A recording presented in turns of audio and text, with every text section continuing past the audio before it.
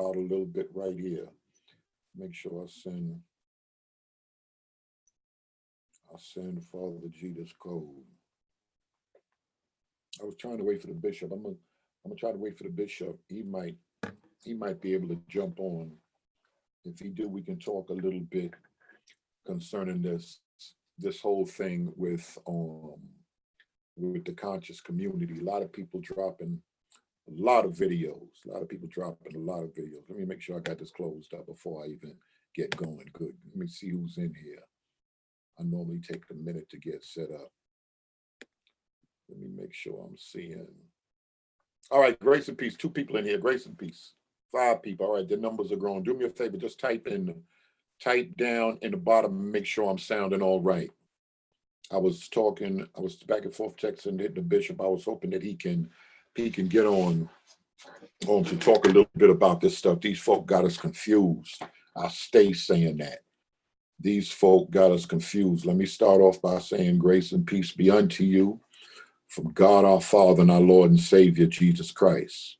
I think, grace and peace, Richardson. I think a lot of times people see us and they hear people talking about conscious believers or people just being woke and speaking to social issues. People got a problem. People got a problem. They got a problem. But what's so funny is like the conscious community. I see Sonetta, them cats down the dial. They funny to me right now. Grace and peace, Joe's daughter.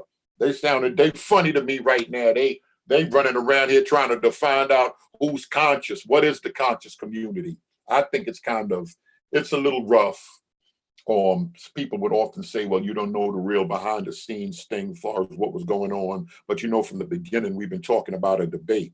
It's kind of rough that Jabari lost the debate. And it looks to many like the conscious community is throwing him under the bus, totally under the bus. He was a boss. He was considered a boss, a master in the conscious community. Sinetta promoted him as the Floyd Mayweather of the conscious community. Now that he lost the debate, we thought we was going to drop the video today. Now that he lost a debate, and like I said, didn't even lose by that much, but he did lose the debate, that people are totally done with him. We've known for the longest time. Okay, what he said.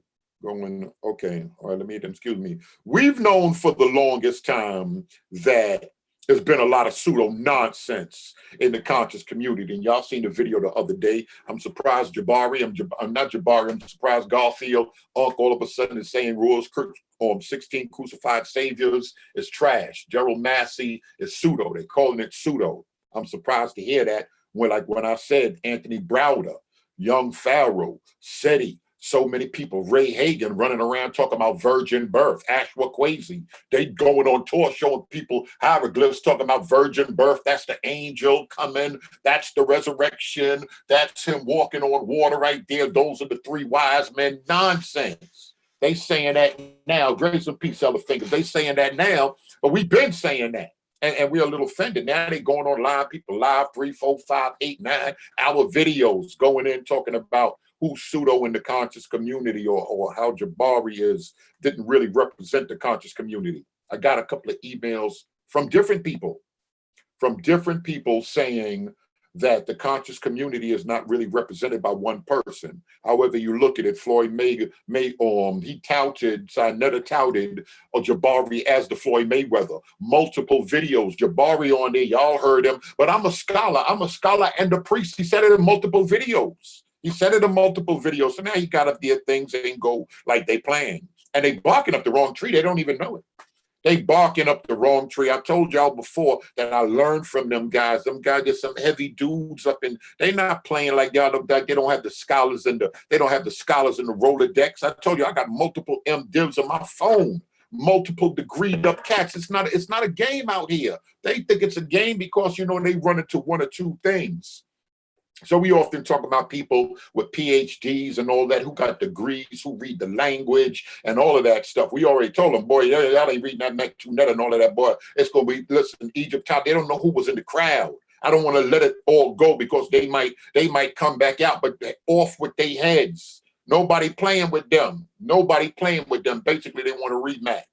they want a rematch, or they want to continue to do it. We're gonna, you know, whatever's gonna happen is gonna happen. But I think it's a little rough how they, you know, how they want to do Jabari, because like I said, I listen, I like a lot of people in the conscious community. I listen to a lot of people in the conscious community, but when people come around and they wanna test us, they can't put in the work that we put in. I want to establish a few things. The conscious community cannot put in the work we put in. First of all, Taylor, let me go back to the beginning. When we start going back to the beginning of the conscious community, let me just hit my man before I get in right now, because I might pull up some slides on y'all right now. Brandon, you up in there? I might pull up some slides on y'all right now, because they don't know we've been woke. When we go to Richard Allen, when we go to Absalom Jones, we've been woke. And I'm going to explain to y'all when the white folk came in underneath W.D. Fard, when the white folk came in after Noble Drew Ali. Because we've been for Marcus Garvey and the Garveyite movement. Marcus Garvey was a believer. Rastafarians came from that. Haile Selassie was a believer. Harriet Tubman was a believer. Nat Turner was a believer. Don't play games with us. Don't play games with us. Y'all just coming in with this Osiris nonsense, and we can show and prove a lot of y'all got this from white people. And we don't have a problem with white people. We don't have a problem with white people. But Uncle said a lot of that stuff they touting as African spirituality ain't African spirituality, or well, we might get him on to let him talk on there. Let me just hit my man and send him this right here. But they don't know receipts. We got receipts. Scholars, we got Scott. This is y'all think we going and just jumping and touching our neighbor. You think everybody touch their neighbor up in church? And I told y'all, I ain't even the sharpest knife in the drawing. I learned from them cats. Them cats is PhD'd up. Matter of fact, I'm going to take my time. Let me slow down. When you got a PhD, that's a doctor in philosophy. That's one of the highest degrees you can get. But in theology, they also have a THD. Correct me if I'm wrong, Billy. A THD, that's a degree in theology. When you have a THD in theology, that's your, or if you Google it, the first thing you'll see, even if you go to Wikipedia, all right to look at simple things. If I was fast, I'll pull the thing up on here to show y'all. It's an advanced research degree in theology and in religion. Advanced, above the normal. Now, we didn't know that this dude, you know, he had Cornell and all that. We didn't know this guy ain't had no PhD. No PhD, no THD. We ain't know none of that stuff. But they touting them around like he's a scholar. So you say y'all got scholars, bring them out. Bring them out. That's all we saying. Bring them out. So things ain't work out the way he planned. One of the problems is, I told y'all from the gate, they not like me. My man and them, they all different. A lot of people don't deal with Berean because I tell y'all, my ignorance is on another level. I love Jesus, but my ignorance is on another level. So a lot of people don't deal with me. But people that I'm around, people that I listen to, people that I deal with, those people are really heavy and they're really spiritually seasoned people. A seasoned spiritual person is not going to really get out here and brag. They've been bragging in the conscious community. They should have came free and gave us that work. Polite should have came free. What is the church? It's them devils in the church that's been holding back the original man. Polite should have came free. Unk should have came free. All of them should have came free and gave us that business that they got if they got the business. If they got the business, they should have came and give us the business for free. But it was kind of a money thing, and we can work all of that stuff out in a little bit. Jeff, I'm gonna send you the link so we can work all of some of that stuff out. But I told y'all from the gate, because I'm so grace and peace rolls, I so believe in the teachings, because I know I'm a dummy and I can answer 80% of them questions. I know, and I said in multiple videos, I said before the debate even go down, trust me, if the Christians lose the debate, I am going to go on sign of the TV, I'm going to eat the Bible, and I'm going to denounce the Messiah. I'm going to denounce the King. Y'all think I'm crazy when I'm saying what I'm saying. I'm saying it because I know them cats. I know the weight of them cats. I know who's running with them. I know the knowledge. I know what they dealing with. And I know what them other cats are dealing with. It's another level. I can say that. Yeah, I'm ready. I can say that because I know the level of the cats I'm dealing with. And if I know if the master teachers, barely listen to me, bro. If the master teachers, Terrell, if the master teachers in the conscious community don't know that Massey and them is pseudo, if they don't know it, this is a fair question. If they don't know it, and they running around and everybody on Facebook, that's how people say, yo, why you left the group? I'm not even answering you clowns on Facebook. These dudes is clowns. The people y'all running around dealing with and watching on Sinetta, they running around with pseudo stuff. What I'm gonna do beefing with y'all in the group? Oh, but on the walls, the Bible is a reworking of the walls. And Kevin, shut up. You got that from Master Craig. He a master teacher. I know. Now you got other people. Now you got Garfield. Now you got Unc saying that 16 crucified said. Rich Carey been saying that. I told y'all 3.5 years ago, Rich Carey said that. Don't deal with that, but nobody, y'all ain't want to deal with it because y'all ain't want to even go do research from Europeans with degrees in the field. So now people went and did a little research, trying not to be racist and looking at what white scholars are saying, like Berean said 3.5 years ago. Now they saying, uh-oh, some of this ain't right and exact. But the other ones ain't saying it, so they ain't even clean up their own community. But I feel bad. I feel bad about Garfield. About Jabari. I feel bad the way they treating Jabari. I can't lie, I feel bad the way they treating Jabari, but Jabari want to be on that team. Jabari want to be on the losing side. He over there on the losing side, he gonna get it. Now they running around here looking for more information. Now Sinetta scraping want to define who woke. Nation of Islam ain't woke. Garfield said, yo, you can't be a Christian and be woke. We been woke, boy. Y'all better get that memo. Y'all ain't checking all y'all emails. Y'all better get that memo. We been woke. How you gonna say we've been the woke deacons of defense? We've been putting in work. Nat Turner, Absalom Jones, Harriet Tubman, Prince Hall. We've been believers putting in work. And then, like I said, then the enemy came in. And when the enemy came in because a lot of people feel that W.D. Fard was dealing with Helen Blavatsky and Theosophy. Where Moses at? We're gonna talk about the esoteric and the occult doctrine coming from Europe. And it came from Europe for a reason. They was terrorizing, who was terrorizing the Catholic Church, and the kings of Europe were terrorizing the regular people. We're terrorizing the regular people, Bailey. And then they had other groups and other organizations that began to form. You had the operative and speculative Freemasons. You had Freemasons that were building cathedrals in Europe, and they were the original Masons. They were the original builders, and they were really bricklayers. They built all the great cathedrals and all of the castles you see in Europe. And so they can move around and travel freely, and a lot of people couldn't read to identify each other. They had signs and they had symbols, and those were different tools that bricklayers would use in construction. Grace and Peace is Beautiful Truth.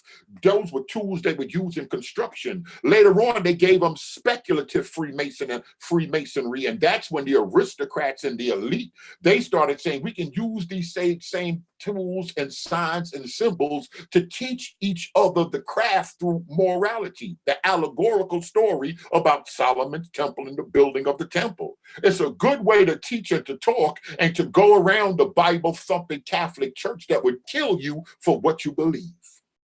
So people started meeting and people started going into lodges that they can discuss certain stuff about a geocentric, heliocentric universe. Does the universe deal or have to do with the sun? They started dealing with things that the church would be considered blasphemy and the church would kill you for. So secret societies began to flourish in Europe. When Benjamin Franklin and them came over here, and then when they went to France, where it was the Hellfire Club and different secret esoteric organizations that Ben Franklin and them was down with, they started all moving together.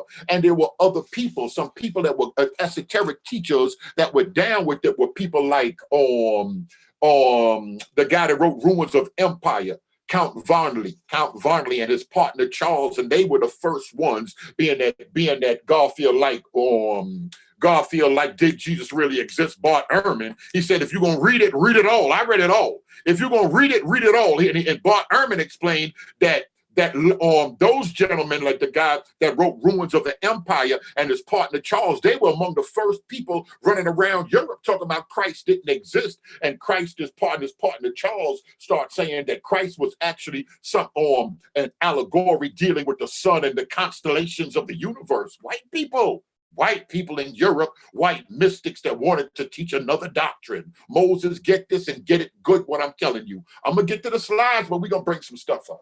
So when they start doing that, other people started creeping in with certain teachings in the African American community, where we had Christ, where we had the AME Church, where we had Black Wall Street, where we had Prince Hall, where we had cats putting in work with the Bible and Christ preaching Christ and him crucified.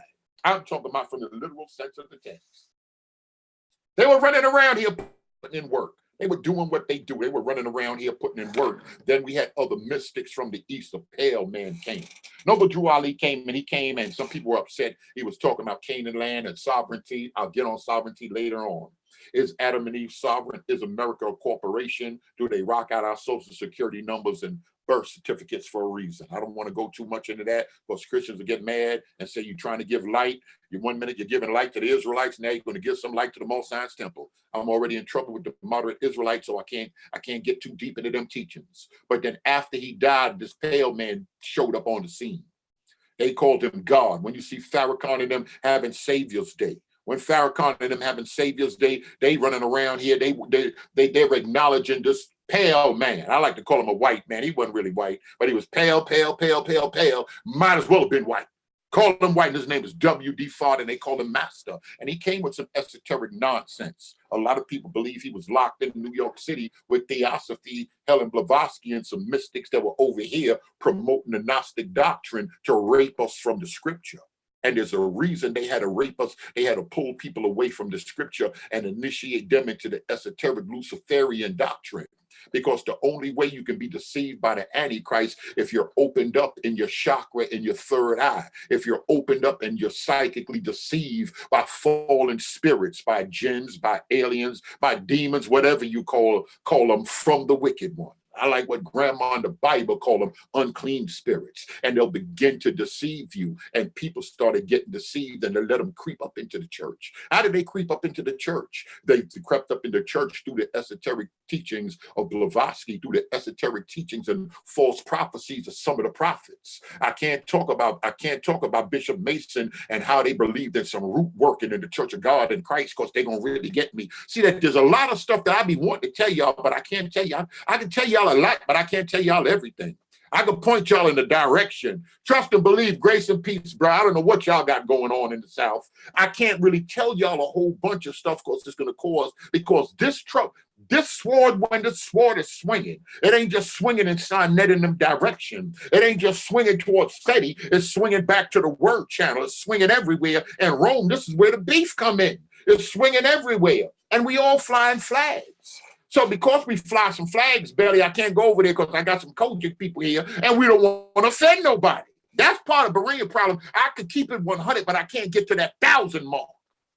If I cannot care about nobody and get to that 1,000 mark, and wherever that sword swinging, that off with their heads. And it's going to be like that all over the place. Like I told y'all in the beginning when I was banging on the conscious community, there was everybody follows me, loving you, Berean, preach gospel, preach Christ and him crucified. I sense the anointing when I start banging on the church.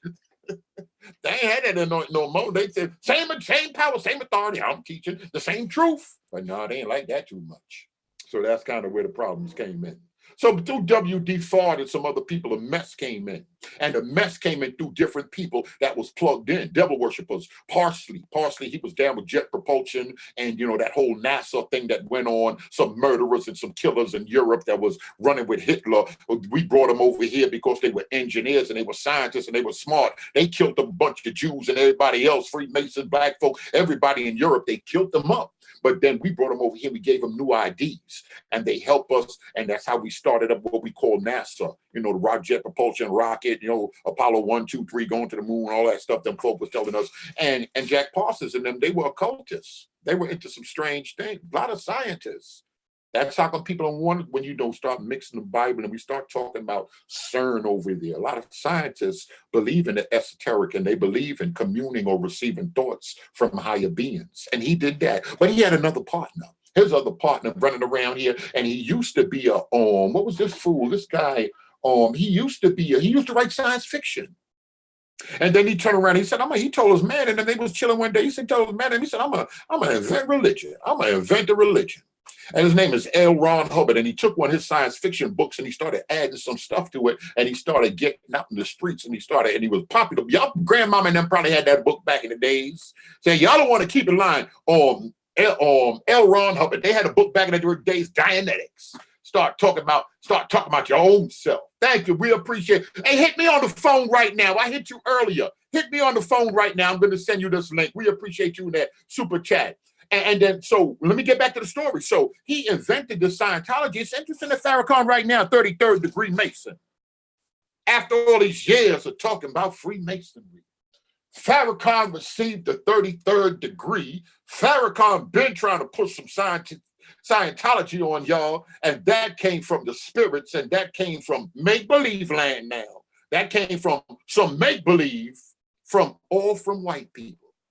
Now, remind you, I don't have a problem with white people, but Berean got to be the bad guy. I have to bring up the white people. Grace and peace, Dr. Aaron. I got to bring up the white people because they often talk so bad about the white people. We shouldn't do no to white people, and the white man is such a liar. Now, if they proved it, and they said the white man is such a liar, and we got 90, 85, 60, 75, 75% of their doctrine that's built on white folk, Houston, we got a problem.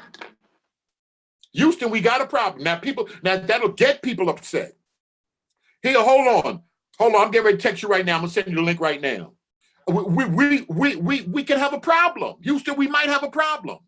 That could be a serious problem right there. Now, some people would say, oh, it doesn't make no difference, and you don't have to worry about that. We do have to worry about that because when we start talking about deception is so great. If the original man, when I say Adam and Eve, when I talk about the original, if the original man was deceived by the wicked one got children. The wicked one got bishops. The wicked one got apostles down here. Now, if the wicked one got apostles down here, it's a problem because he's going to anoint them and he's going to give them a teaching. And he's going to give them a teaching, and that teaching is through, it's a psychic anointing. I hope y'all understand. I'm in the church, so I try to use language that my block people understand, but that my church people understand too. When we start talking about, it's a psychic anointing. A psychic anointing is an anointing from the second heaven. It's a spiritual thing, but it's not a godly thing. And this is the beginning of the deception that has come to the church. A lot of people have been running around dealing with prophets and psychics and apostles and laying hands. I'm gonna tell y'all something else church folk ain't gonna like right now. They're gonna be done with me today. When you start dealing with these church folk and you running around here and you in church for 15 minutes, they reading 15 minutes worth of Bible, they singing, clapping 45 minutes on that offering, and they spending 2.5 hours laying hands on people and prophesying and pushing you down and all that. They trying to open up your third eye. They trying to spook you out so they can control you, not just for the offering, so they can control you, but they're a channel. They're opening doors so spirits can speak to you. Oh, I went home after they laid hands. The man of God came from Connecticut. He came from Massachusetts and laid hands on me, but I started having strange visions and dreams. That's because you've been letting folk lay hands on you, so now you're starting to see other stuff, and that's the spirits beginning to try to communicate with you, and they snuck that mess into the church. The devils brought that stuff into the church, just like the devils brought into the Christian woke conscious community that were mega Evans, that were everybody that was out here putting in work. Anybody, AME church, civil rights movement, deacons of defense, folk out here going out, believers. They brought the occult devil worship into the conscious community too. The same thing. We was conscious before them cats. We was putting in work with the Bible before them cats. Then them cats went listening to the white man. Who's the white man? What's his name? Champollion and them. The French Freemasons. When I talk about Charles and when I talk about the guy that wrote Ruins of the Empire, those are the French Freemasons that was also mystics. Esoteric Freemasonry coming from there with the French, with Napoleon, and they were raping Egypt. They gave you the Book of the Dead. They picked up the Book of the Dead and brought it back here. Then Champollion later on, he was the one that's supposed to broke the code, and that's what we call the Rosetta Stone. I think the French was beefing with it. They made copies, and the British said, we coming to kill y'all, and they bagged them, and they took it, and put it over there in the British Museum. So the French when we start dealing with the Rosetta Stone, that's the 3 different languages. The Rosetta Stone was beef among the French and the British, because they were all in Europe robbing. That's why I wanted to talk to my man Brandon. They were all in Europe robbing. All Europeans getting down. They were all in Africa robbing, going out. And they were doing all of this stuff for a reason. These people got a plan. These people got a plan. Hold on a second. Let me hear. Hello. What's going on, bro? We live. Oh, that's the Zoom. That's the link to get in Zoom. Okay. All right. Yeah. No. I didn't make myself plain. So that's where a lot of that stuff come from. Now, these things are problematic because people get upset. They be like, Berean, yo, you be going in on that occult and all of that stuff like that. We got to. Y'all can play around with it, but these folk ain't playing. George Bush and them, a lot of folk out here, a lot of people out here have been involved in the occult. But now my thing is, what is the problem? Why would your leaders, why would the great Mr. Farrakhan that's down with us, He's down with us. That's what y'all say. Why people is down with us would steer us towards Scientology. I heard Polite debating with the white guy, beefing with the white guy over Scientology. Why would Farrakhan attempt to give me Scientology?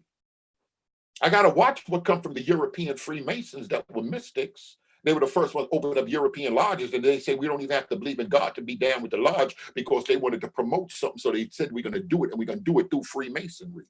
That's how come when you look at the Mormon church and all of that other stuff, and they magic underwears with the compass and the square, all of this stuff is to initiate us into the occult madness. That's all that do. That's all that do. It's to initiate us into the occult madness. And the thing is, the people that are supposed to be the watchers on the wall, I wish Rose was in here, the watchers on the wall, like Rick tell us to do. Come on, Israel, if I had some help right now, if y'all know what that is about, we busy touching our neighbor, but we supposed to be watchmen. We supposed to be calling this thing out, seeing this thing and calling this thing out. This is the problem. These are problems. So now we have a bunch of problems because we got people that's thinking that they can do some things for us and they can move into spirituality that has not delivered us. That has been proven. You could say what you want, Prince Hall and them. You could say what you want, Richard Allen and them. You could say what you want, the church fathers, Dr. King, and all our people, Harriet Tubman. We put in the most work and we continue to put in work. But we did it through the power of the Most High God and a spirit that has been driving us. God has been always on the side of the oppressed. He's always been. Now we got these cocky, funny cats that's running around here, pseudo giving us Malachi Z. York, coming through walls. He's still locked up, can't come through the wall. All this madness, mothership coming down. Get that book, Invented Knowledge. All this where this madness coming from? Mothership in the eyes and the Isles of Patmos. And you got to understand the big head sign. Where they getting this from? Show and prove this big head sign. Y'all giving us mumble jumble.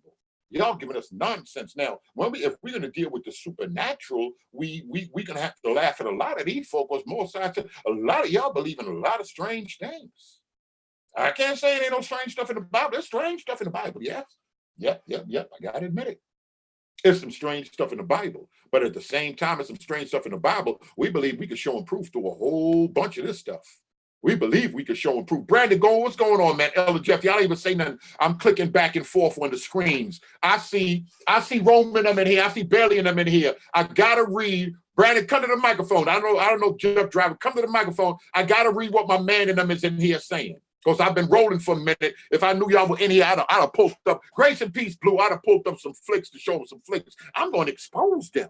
Oh, the Bible says, I feel it's my job, expose the works of darkness. I'm going to expose. Y'all ain't finna like tonight. Now we're going to ride out a little bit tonight. They've been online all week. They've been talking. They've been doing a whole bunch of stuff. Now, I feel like pulling up some slides. I feel like doing some talking.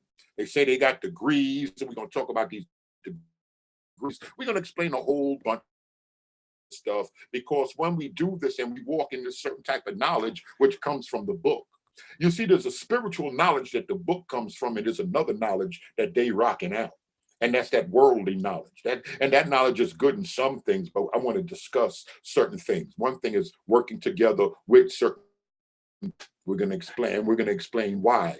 Who been they trying to refine. I know they nervous. Yo, Brandon, listen, you down here in Chicago. I'm going to tell y'all what. They don't know when cats on the block, when we moving, when cats in the block, when cats come up in the cell block. We looking. We know who ain't looking right. We know who nervous. I know when they be moving, they nervous right now. They don't know it's not a game now. Of course, it's a gag order on me in case they thinking. I can't even throw certain names out there. I'm going to say names in the conscious community, but in case they thinking, I can't even give them no light for them to go start looking up them scientists. They don't know we've been, what's the name said, yo, that's so funny. Unc said, yo, you ever heard of the Ammon-Ra squad? He don't know it's a whole dossier, we got him up on the big 70s, whatever that is that we got in the office. He up on the big screen. Scientists and them, so they right there. Teachers right there, they looking there, they listening to him. It's a debate. He was talking with somebody else on the phone, and they listening to everything. I got to play like, I said, yeah, y'all do sound familiar. Now, I'm back in finesse mode now. It's not a game. I'm back in finesse mode. So you're talking crazy now. I got to come out here and play crazy. And then I'm going to throw them to them over. Y'all going in that direction. Y'all going down the block, and they got hammers. They got them 2-2. Them 5.56s is down there. Y'all think y'all going in there with a knife fight and y'all don't know them cats is all up in there. Behind that big glass, the SWAT team behind that glass. Y'all think, what y'all think y'all going to lay everybody down in the spot? No, it's a new day. It's some other stuff going on right now. But in the meantime, I out some of my friends, some people I know. I want to bring them on. Some people I know that done been to seminary, they didn't pay that money. They got them degrees. What would make this demon? What would make these devils think? We ain't got a dozen deep professors specializing in second, third century church history. What demon making these folk think we ain't got folk reading that Methu? What demon make them people think we ain't got a 500 people deep reading Greek and Hebrew and teaching that stuff? What demon?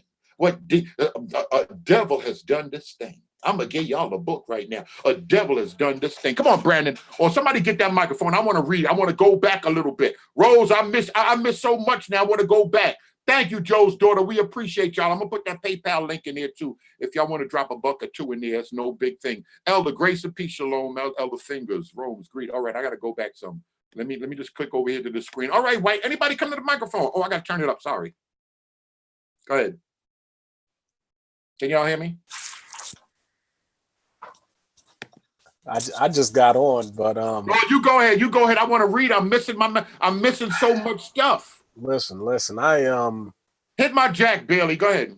I've been just based on the topic, I assume you're talking about wokeness, the conscious community assuming we're not woke. And I would say, like, it's funny because they have these conversations just regarding, who can be woke, right? Who can be conscious? Who can be all these sorts of things? And I'm starting to get the impression that you can only be woke if you're an atheist. And that's the conclusion that I'm coming to when I'm dealing with these folks. Now, they'll allow you to talk and they'll give you sort of a platform, but basically, if you don't agree with them, then you're not considered to be woke. And I think that's a problem. I think it's a huge problem because, as a Christian, we have sort of a position that sort of like, we understand that people have their differences and their issues, but we'll allow you to believe how you want to believe, and we'll still sort of find ways to include and build with you, but we know that as far as kingdom talk, that's not included with the package. Hold on, I'm sorry. Thank you. We appreciate you in that super chat. Somebody said, grace and peace, Berea, point us in the right direction. I'm from Kojic and I want to, all right. We might have to get to them slides. Come on, White, go ahead. Yeah, and so I would say, like, it's kind of a double-edged sword because, the conscious community will ask, well, what can we do as a community to unite? What can we do as a community to come together? And that's often, as a Christian, it's painful because they look at us as if we're brainwashed, as if we're, suffering from, what's the fancy term they like to use?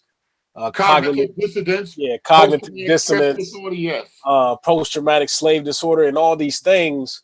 When the only thing that's happening with us is that we simply have a different thought and idea as far as when it comes to spiritually. And I feel like that is the biggest hindrance as to why we can't unite as a community. Yeah, I can agree with that. Brandon, anybody else? Who's on that LG? I'm trying to send my man this I'm trying to send my man this link. That's me, Sub-Zero. Oh, grace and peace, bro. Introduce everybody. Introduce yourself to everybody. Tell them and give them your channel also before we even go on. White, please help me read these comments here. I don't want to miss nothing. Sub-Zero 3639, run a IT academy. I train people to help them get jobs making 30, 40. Oh, you gave it. Type your thing down there in the chat. We were on live the other day. We were supposed to get back together, but I said I was going to send you this link. That was me in the email sending you the other stuff this week. White, let me make you the. Where's White? What phone he on? Let me see here on this desktop. No, I gotta put your other thing on, White. Brandon, come on to the microphone. It's updating right now. Oh, okay. So we're just getting into this whole thing with the conscious community. We're talking a little bit about the conscious community nervous. They can say what they want. They nervous. I know how cats is moving when they nervous, and they nervous. They trying to save face. Jabari. Shout out to Golf. Shout out to all of them too. I'm talking this talk, but shout out to them cats. But Jabari lost the debate. I'm offended. They throwing him up underneath the bus. Father G. Now this is gonna get the church people mad. But I could be offended when another brother, when a Muslim brother, when a Kemetic brother, when I feel someone is wrong. They don't have to be Pentecostal like myself.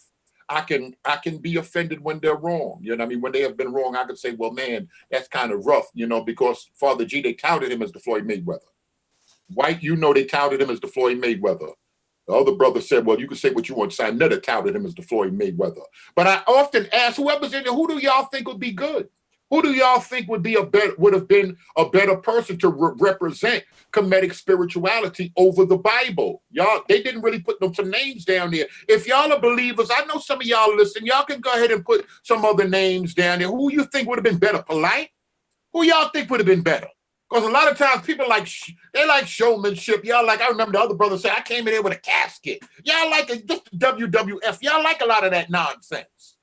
Father G, they don't want straight scholarship, straight sources, straight PhD, straight primary source research. They don't want that. They want some nonsense. Right. Show me a casket. Spin around the naked girl. They want something. Come on. I think that's a huge thing in our community is that we'd rather, instead of having real knowledge put forth, we would rather have a show. And whoever puts on the best show is typically the person that wins instead of the person that has the real information. And I think that we're definitely doing ourselves a disservice when it comes to that, because this person could be coming with some good information, but it may not be in a form that we're used to digesting because we're so used to entertainment. And so, I would just encourage people, look, just, get used to studying, stop looking for showmanship and look for the real information, look for the truth. And a lot of people say that they're seeking truth, but I think a lot of people are actually seeking an excuse that pulls them further away from Christianity. A lot of times when I'm watching, other channels, conscious channels, a lot of times them cats are just, banging on Christians. They can't keep Jesus out their mouth. They love that. Somebody said, who's that from Virginia? Somebody from Northern Virginia said, for showmanship, you tell me if you agree with this. Brandon. They said Seti and Young Pharaoh. And to be honest, the brothers I'm talking to this week, they like, man, Seti and Young Pharaoh, they don't represent scholarship. They don't represent the true scholarship in the conscious community. That's so crazy when they were parading around. Sinetta again, shout out to Sinetta. They was parading Seti around for a minute. Teddy was going in, leading up a lot of them debates for a minute. I'm reading some other stuff, but that's something else to discuss right there, Brandon. Oh, but my brother right here on the LG phone, I'm gonna try to text you on the side. I was on his channel. I wanted him to share some of his testimony about, where he at, even spiritually right now, being involved with the church and then the whole thing. Share some of what I don't want to get into everything because I'm not sure how much you want to share with them, what we talked about in private. Yeah, well, go ahead. I joined, first I gave my life to Christ when I was in college in Selma, Alabama. And I did a lot of college ministry. That's where I met Sho Baraka, good friends with him. A lot of other guys you guys probably don't know, Common Ground Ministries. I was involved with campus outreach. And when I was in college at Tuskegee, God, I learned a lot. God really moved in my life. And this is before the internet came to where it is now. So I had a lot of experiences in college of debating a lot of those New York cats that had these certain ideologies. So I was very familiar with it and I had heard a lot of it. But, to me, in my little own personal purview, it had been a lot of that stuff we debunked. A lot of that stuff was laughable by the time I left college. But I started seeing it become more and more prevalent as I've gotten older. And you got, and because of things like Trayvon Martin, and because I will admit the church has not, a lot of people, we are in like a somewhat of an echo chamber where church folk, they're very, off in their own bubble. And so what happens is, I think what's happened is the conscious community has been allowed to come in, and they were there on the streets, on the ground, doing work. Even though it may not have been real substantive, tangible work, they were giving people something. And I'm gonna be honest with you, it feels good to tell somebody to hate. It feels good to tell somebody, hey, nobody's gonna really do it, but tell them, hey, you should don't be a Christian, get a gun and shoot, when nobody's really gonna shoot, but they will talk like that. So that's me. I just, that's been my experience. I had you on my channel. It's an honor to be involved on your channel. Anytime you need any funding or anything, if I got it, I'm sending it. I'm supporting you and a couple of friends of mine from Tuskegee that are still involved in the ministry. But anything, if you have a monthly, you send out an email once a month, whatever, I'll definitely be more than happy to send some money once a month. And I think that's the thing. I think if the church wants to really come out here and really fight and combat these things and these ideologies that are being preached, then people need to start writing checks. I know we as in the Black community, the conscious community always goes after the church and says, well, the church want people to write a check. Well, the church is also more effective. And certain people, that are warriors, I'm not out here reading a lot of these books and going to these discussions, but if I know it's a brother that's armed and ready to go, then I'm willing to support that brother, because I know somebody needs to throw a punch. And I'm just glad there's a brother like you that's willing to get out here and throw punches and not just let people say a lot of whack, things that are based on really just a bunch of pseudo-scholarship. So we appreciate you for that.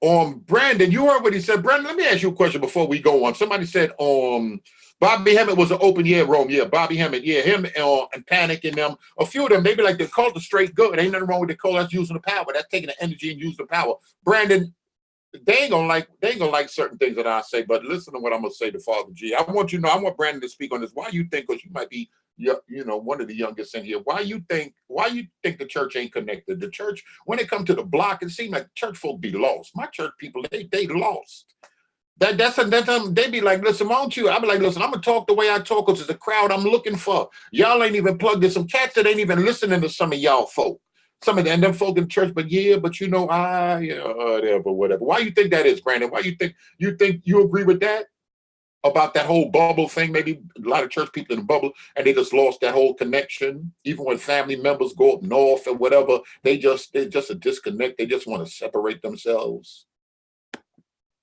Absolutely. Absolutely. We have to get to the point now where, as a people group, we have the Black Wall Street mentality.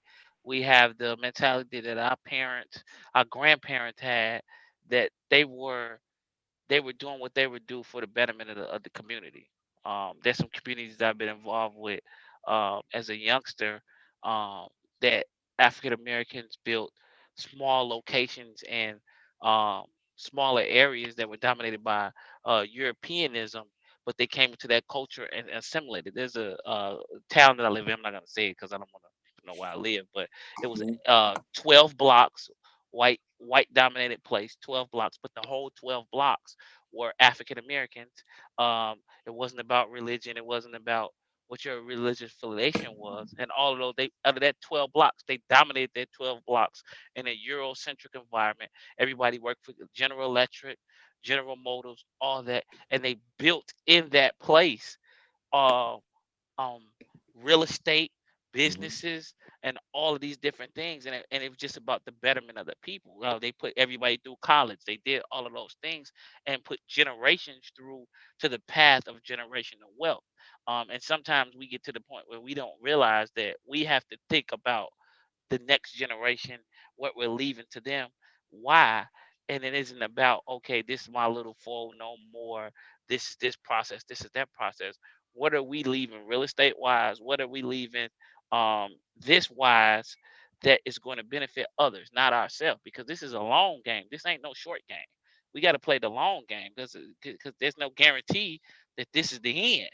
Because we haven't started to see the things that we say is really the end. We ain't even close to that. So it could be 100 years from now. It could be whatever. So we had to keep our The foot. text the Lord We carried. That's right. That's right. Yeah, we had to keep our foot to the ground and say, okay, what are we gonna do from a community standpoint? And it ain't gonna be everybody.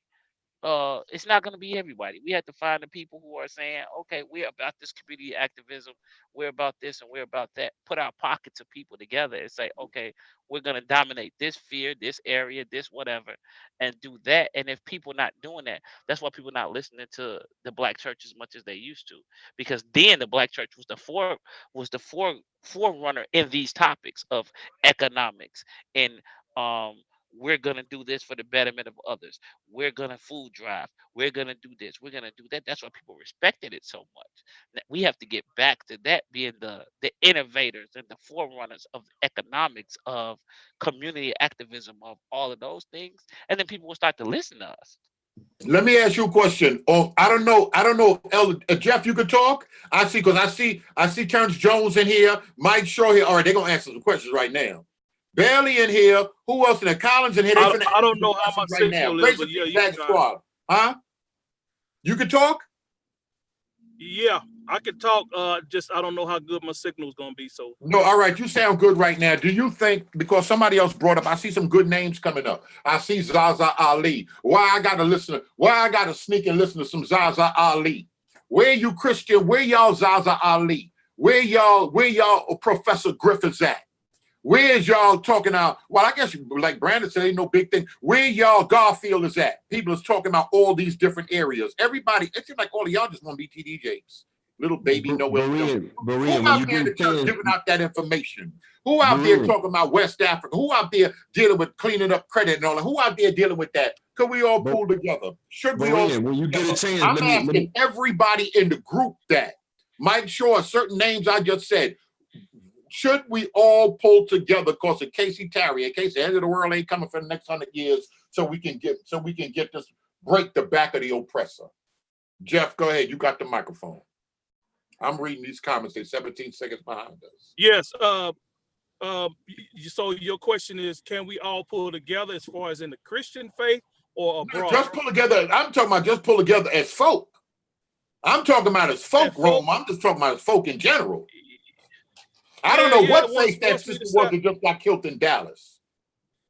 Well, as long as we stop banging on each other, see, you got too many individuals have these personal agendas that has nothing to do with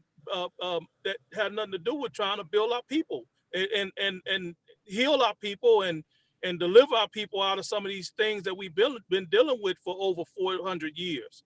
So when we get away from these personal agendas, put those things aside and say, okay, what we're doing is not just for my neighborhood or just for my pocket or my family, but it's for the entire world. But see, what most people don't understand, what we're trying to do is global. Colonization existed globally, not just here in the United States. And we often get that whole game twisted. My peoples was twisted as well as they were in Ghana, in France, and other places alike. So we sitting here banging on each other the same way we have our African friends and relatives banging on each other, and it just don't make any sense. And what we doing, we're counterproductive. Somebody said it's a tough call. Somebody said it's a tough call. Somebody else said it would never happen. What do you think? You read some of those. Read some of those. White. Somebody said tough call. It'll never happen. What Mike Shaw said. Every other group of people can pull together. If the Jew is Orthodox or not. I'll say this much. Yeah, I'll say this much. I've seen what we have been able to work together, and I believe that we can, and that's why I'm in this fight. But was that when they were all against us and we all said we ain't gonna ride on the bus? When did we all work together? The church was definitely leading it out back then, but people respected the church and they were willing to get down. We ain't gonna ride on the bus. Nobody riding the bus. Everybody gonna get a ride. We're gonna ride each other, jump on the back of the pickup. We're gonna have our own bus cut. When we start dealing with that Montgomery, the boy bus cut and all of that. What other time? Unfortunately, a lot of stuff. I'm sorry. Go ahead. Okay, well, unfortunately, a lot of things that we did was out of emotions, and our back was against the wall to a point where we had to fight. We had to link up. We had a Rodney King situation. We did that. The 92 riots, Los Angeles hasn't been unified in that way since the 92 riots, but we came together, not just in the United States, but also I heard New York was doing their thing too. So with that being said, we don't want to do it under those type of circumstances. We want to do it voluntarily. That way we know that it's real, it's authentic, and it's here to last. And I know that this thing can happen because I've seen it happen locally. You know, I've been able to work with multi belief systems over the years and have been successful with it. So whether you're Muslim, Kemetic, Christian, I've been able to successfully work with all of them. Is there some issues involved? Yes, if we intertwine our faith in that instead of the purpose, yes, we can have issues involved in that.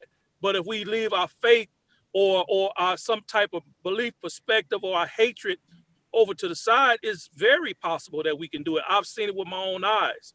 And I know that we can link up and do some things successfully. I want White to pick out a couple. I want White to pick out a couple of them comments. Father G, are we playing ourselves by worried about debating whose spiritual belief system is right, where we come from, white man Bible? Are we playing ourselves and missing a bigger picture? Whilst White get a couple of those comments ready to be read. And yes, I do. I myself believe that we are playing ourselves arguing about these little things that that we differ on because of the fact that this system is built upon division. It's built upon fighting each other, and these little squabbles between whether you believe the virgin birth or not, or to me, I just can't get into it. I really can't, because I think there's more important things to debate about than just stuff like that. So you believe that do you believe people of African descent need a secret society? We need a secret, not necessarily Freemasonry, but we need a secret order for the cause, so I can work with other people, even if I can't publicly tell my people on the low. I'm working with Farrakhan, I'm working with Signet, I'm working with anybody, I'm working with the Black Panthers. You think we need the militia on the low? Because one thing, a lot of times people get upset, but one thing these folk understand the power of the gun. Them folk all in Europe was going together, the Portuguese, the Spaniards, them folk in Britain and France, they were all raping Africa. They understood the power of the gun, and they were bringing guns over there so they can begin to trade with those people, and they know that shifts power. We don't disrespect countries that much that got nuclear weapons. You notice that? Because people recognize violence. They recognize the potential of violence and death. We don't, a couple of things we don't recognize. We don't recognize the unity in our money, the power and the unity with money coming together, and we don't recognize the power in guns. Are you promoting the secret society? Are you promoting the militia, Father G? No, I'm not promoting any of that. What I am promoting is us having a particular a code within each other. So basically, black people. Here's the thing. Black people across the world, and even in our area of the world called the United States, we're not monolithic. Everybody thinks differently. All right. So for a majority of us to unite under one banner, under one philosophy or whatever, that's never going to happen. What we have to do is we have to have a code with each other. All right. So the thing is that just like with differences, all right, when we have a difference with somebody, first of all, we don't publicly get on, on social media, calling them this, that, and whatever. All right. And I noticed, like with certain Black folks who, most people may identify, as, what I call white identified.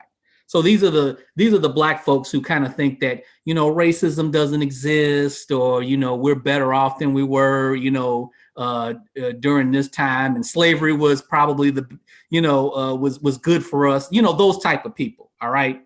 We have a tendency to call these, folks like sellouts, Uncle Tom, coons, whatever like that.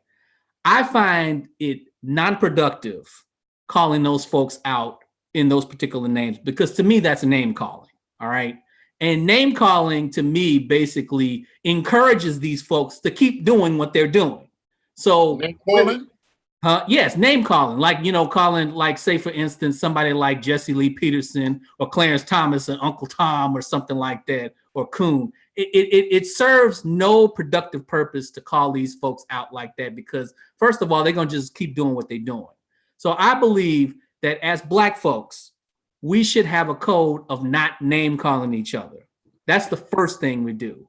I think we should just, you listen, whatever opinion that you have, whether I agree or disagree, that's what you have. He said or she said what he said. Because the one thing white folks love to do is they love to ask us about, what do you think about this person? What do you think about that person? What do you think about what Clarence Thomas said? And the response that I normally give right now is, he said what he said. Because they want us to, you know, call each other out or name call each other, because this is the divisiveness that they want us to have with each other. So we have to have this discipline to say, listen, I'm not going to argue with you in front, you know, and I'm not going to argue in front of the public or white people about each other. Because check this out, white folks do that. There are certain groups of white folks that can't stand each other. But I'm going to tell you this, when it comes to non-white folks and Black folks in particular, they'll get together in a minute. They will get together in a minute.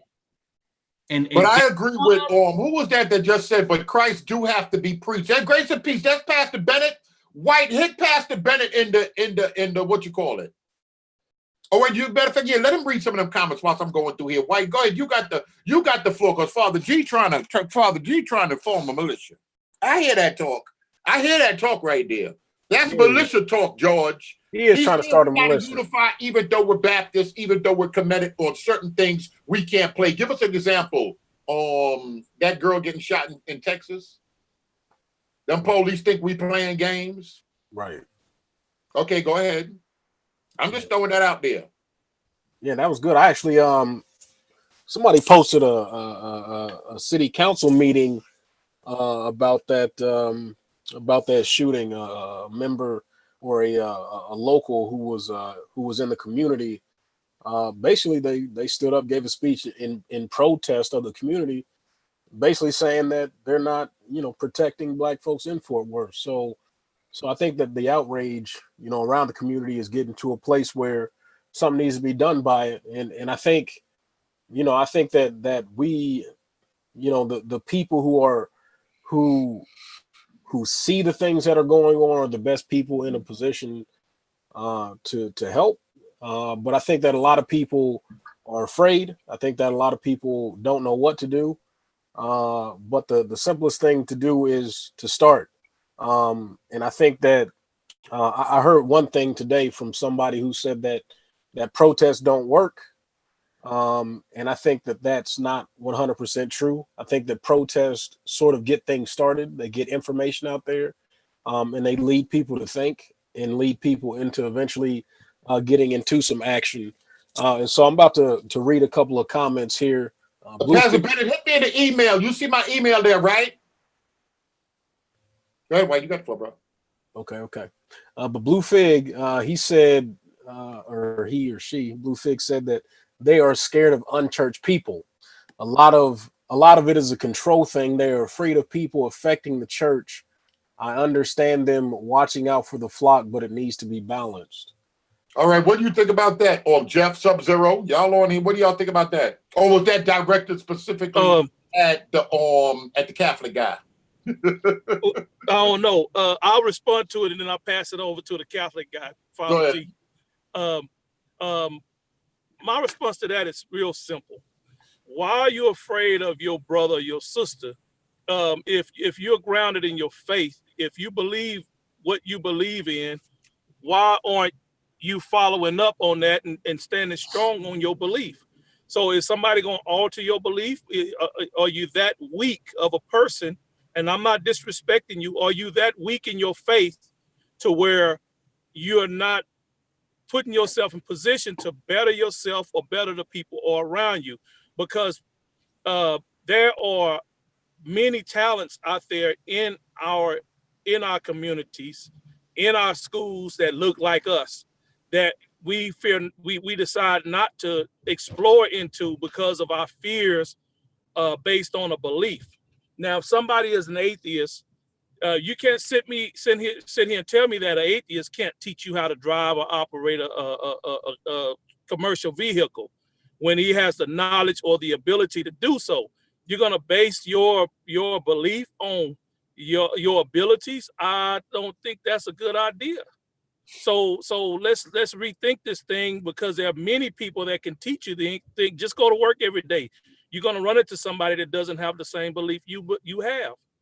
And why would you be fearful of that? I'm passing it on.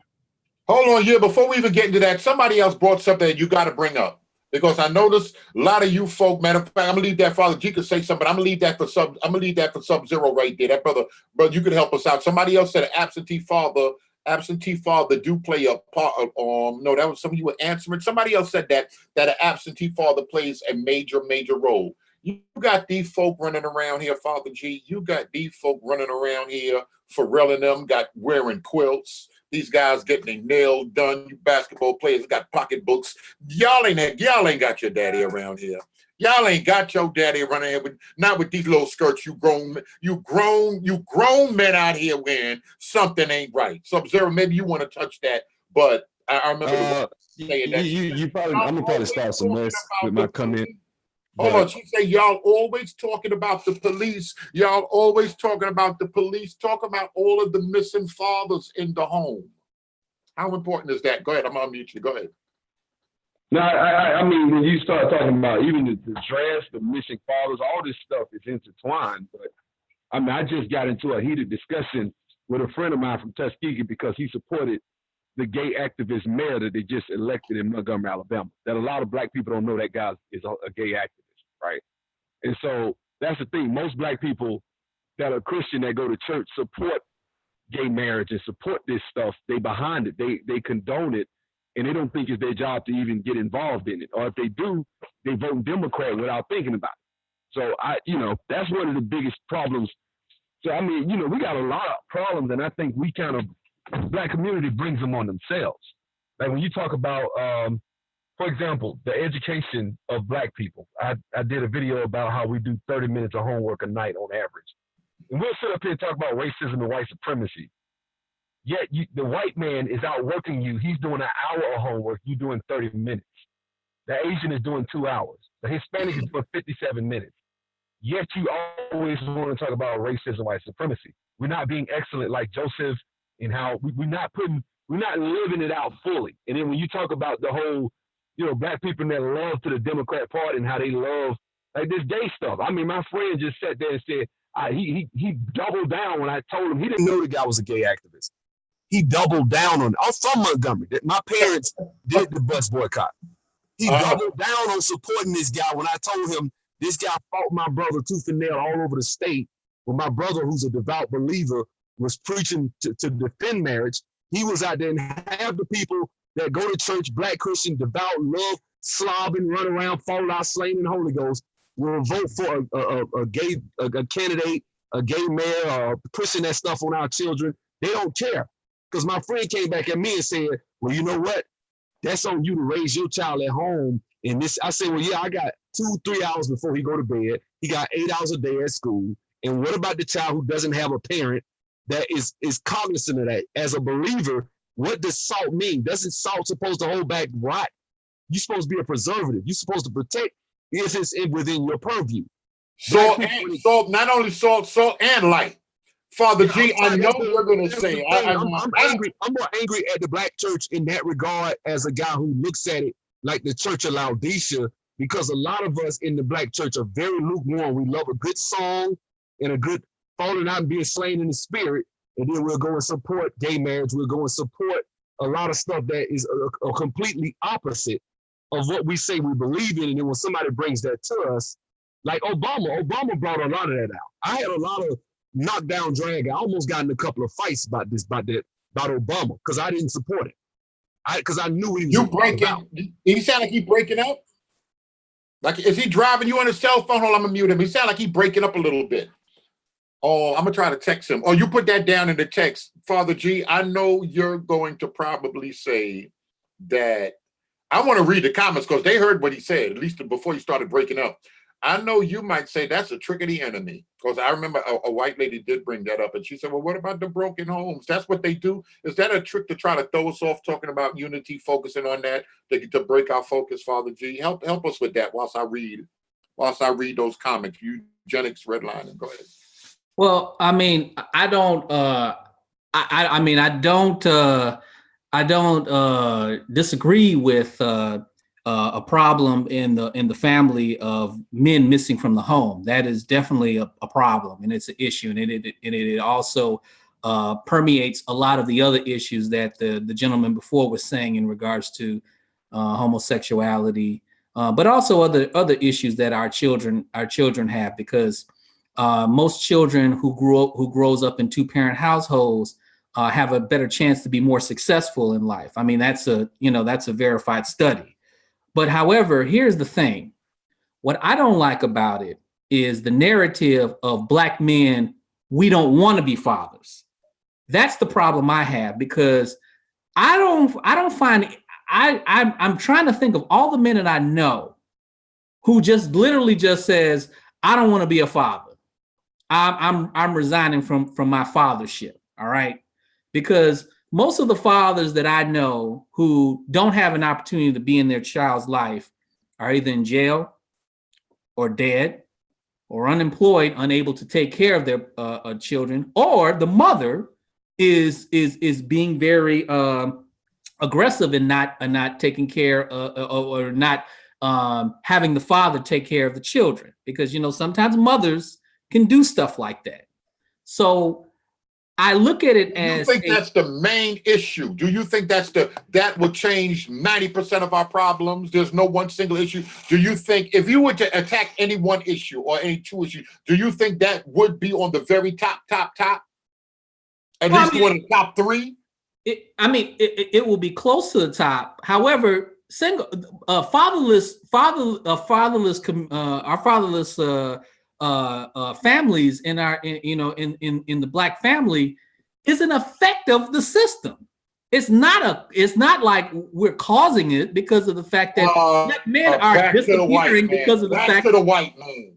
Exactly. It's back to the white man. Back to the white man. Exactly. This is right. His You're gonna let him get away with that?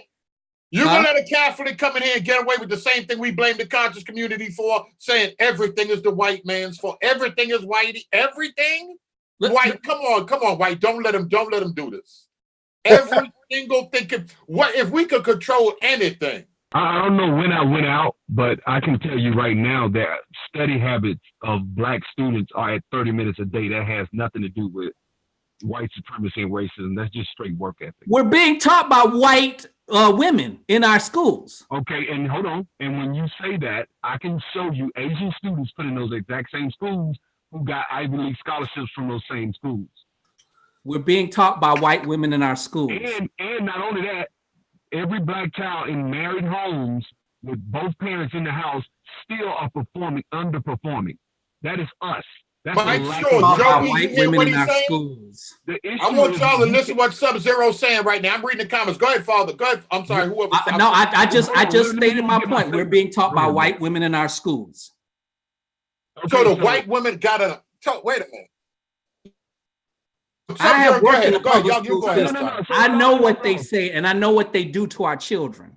Okay, brother, I've been on this earth probably just as long as you, so I'm telling you right now that Black kids can go to. I don't care about who teaches the school.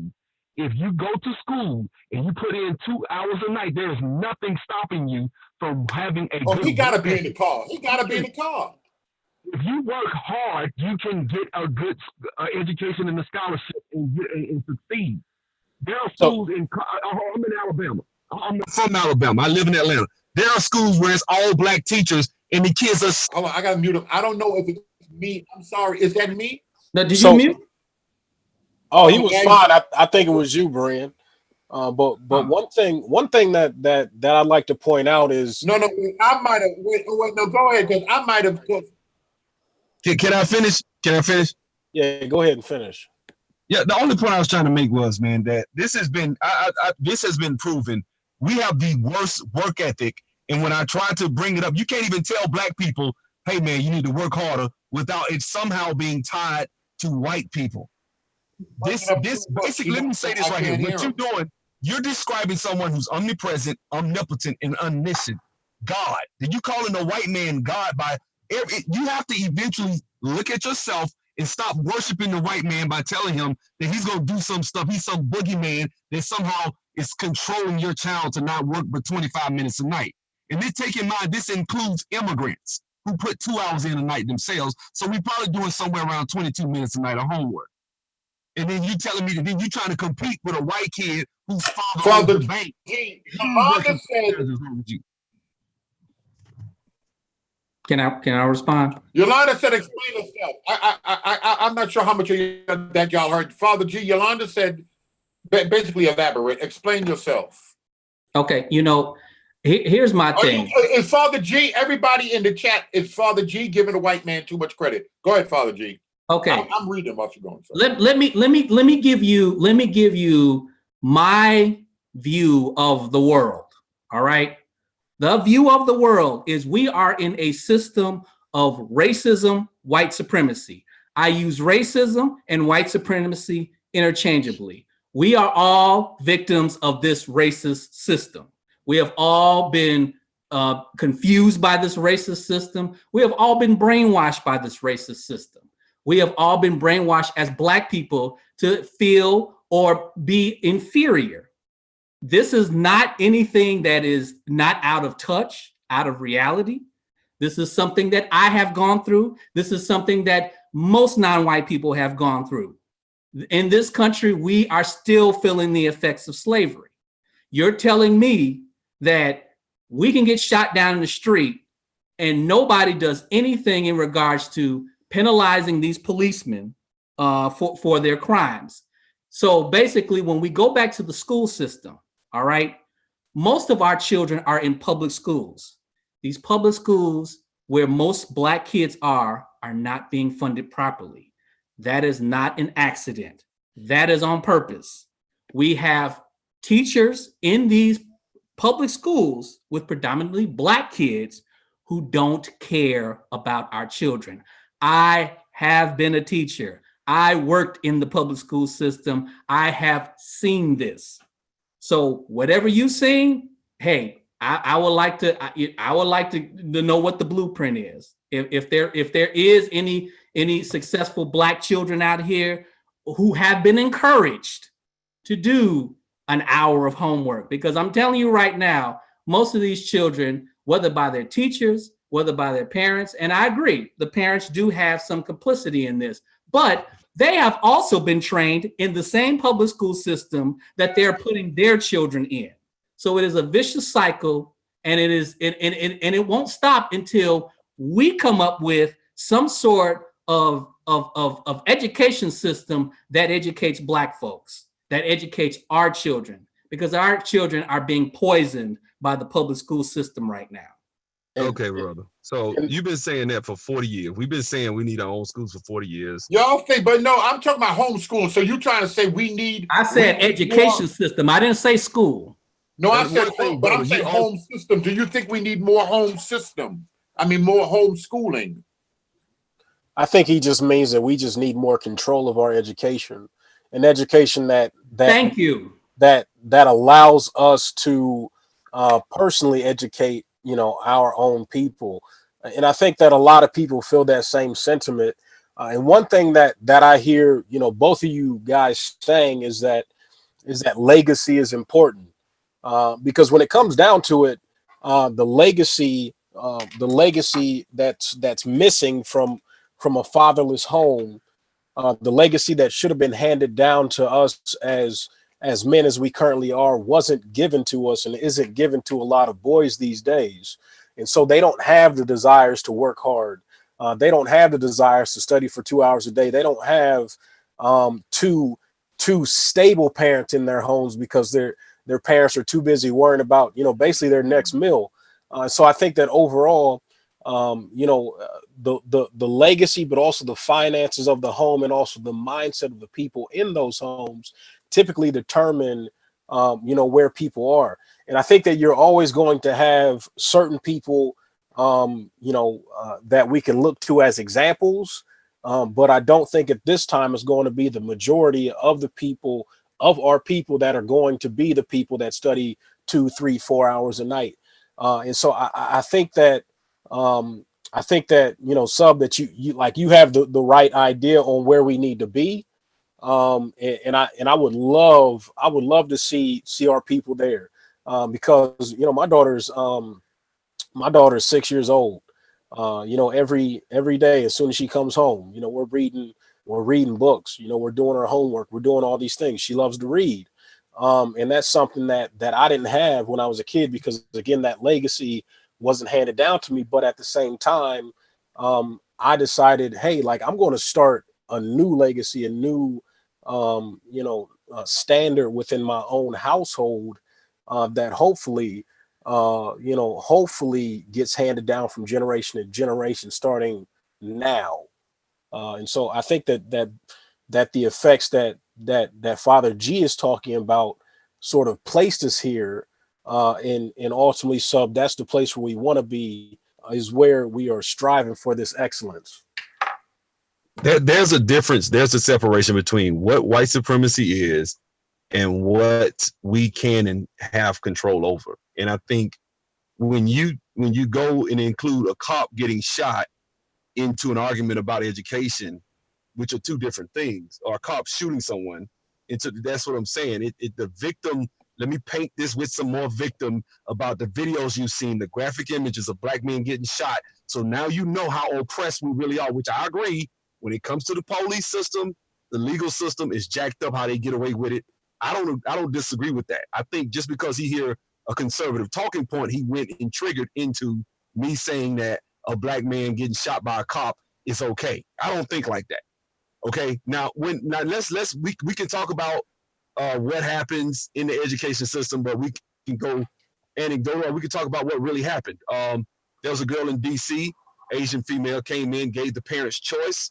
The teachers union spoke up, got rid of her. The numbers dropped back down as far as the performance of the kids. St. Louis, they dropped all this money into the system, and the kids still were underperforming. Katrina, right? Katrina happens. They got all that strong teacher union mess up out of there. And then all of a sudden, a lot of these kids got out of these failing schools in Katrina and New Orleans and were able to go and get into better performing schools. And so my thing is this, I'm of the mindset that we've tried a lot of this stuff for 40 years. I think the thing is this, are we going to get white people into giving us something? Probably not. White people ain't going to take money and food off their kids' table and give it to us. So I do think we need to, like you say, turn inwardly and start making changes ourselves. Now, when I start trying to hold people accountable and say, hey, we need to do better than 30 minutes a night of homework, white supremacy has to come up. It has to. It has to come up, which will perpetuate the whole thing. Because you think that's a victim? You think that's a victim mentality that a lot of people in the country, a lot of blacks in general use? Hold on a second. That a lot of blacks in general use. I can't say people in the conscious, just in general, blacks. And you think that's a I think it is because attitude. I think it is because white supremacy is all powerful, all knowing, all everything, man. It's like I can't do anything without white supremacy being in the conversation. If I tell you, hey man, we getting outworked, well, that's white supremacy. You know, if we getting outworked, well, we don't have fathers in the homes. Well, even when the kids have fathers in the homes, they getting outworked. But now it's white supremacy. It's so the goal will always move. So how will we ever be able to hold those people accountable to make a change in their lives if the goalposts always are? If I could just sprinkle a little magic in there, you know, magic thinking with white supremacy and the boogeyman, here we go. Oh, you can't do it. You know, white man this, the white man that. I'm saying, hey, let's throw a punch. Let's see, the reason we can't go in Silicon Valley and be in there when Steve Jobs and all these different people are making these business deals is because black people don't like math. 50% of our PhDs are in education, which is the lowest paying PhD you can get. We do not like math. We're losing. So when I try to encourage us to go into math, I'm in database development. I am an IT guy. I try to talk about these things and try to quantify. I don't want to hear about white supremacy. It's what are you going to do Let's go ahead and start sending our children at 3 years old like the Indians do.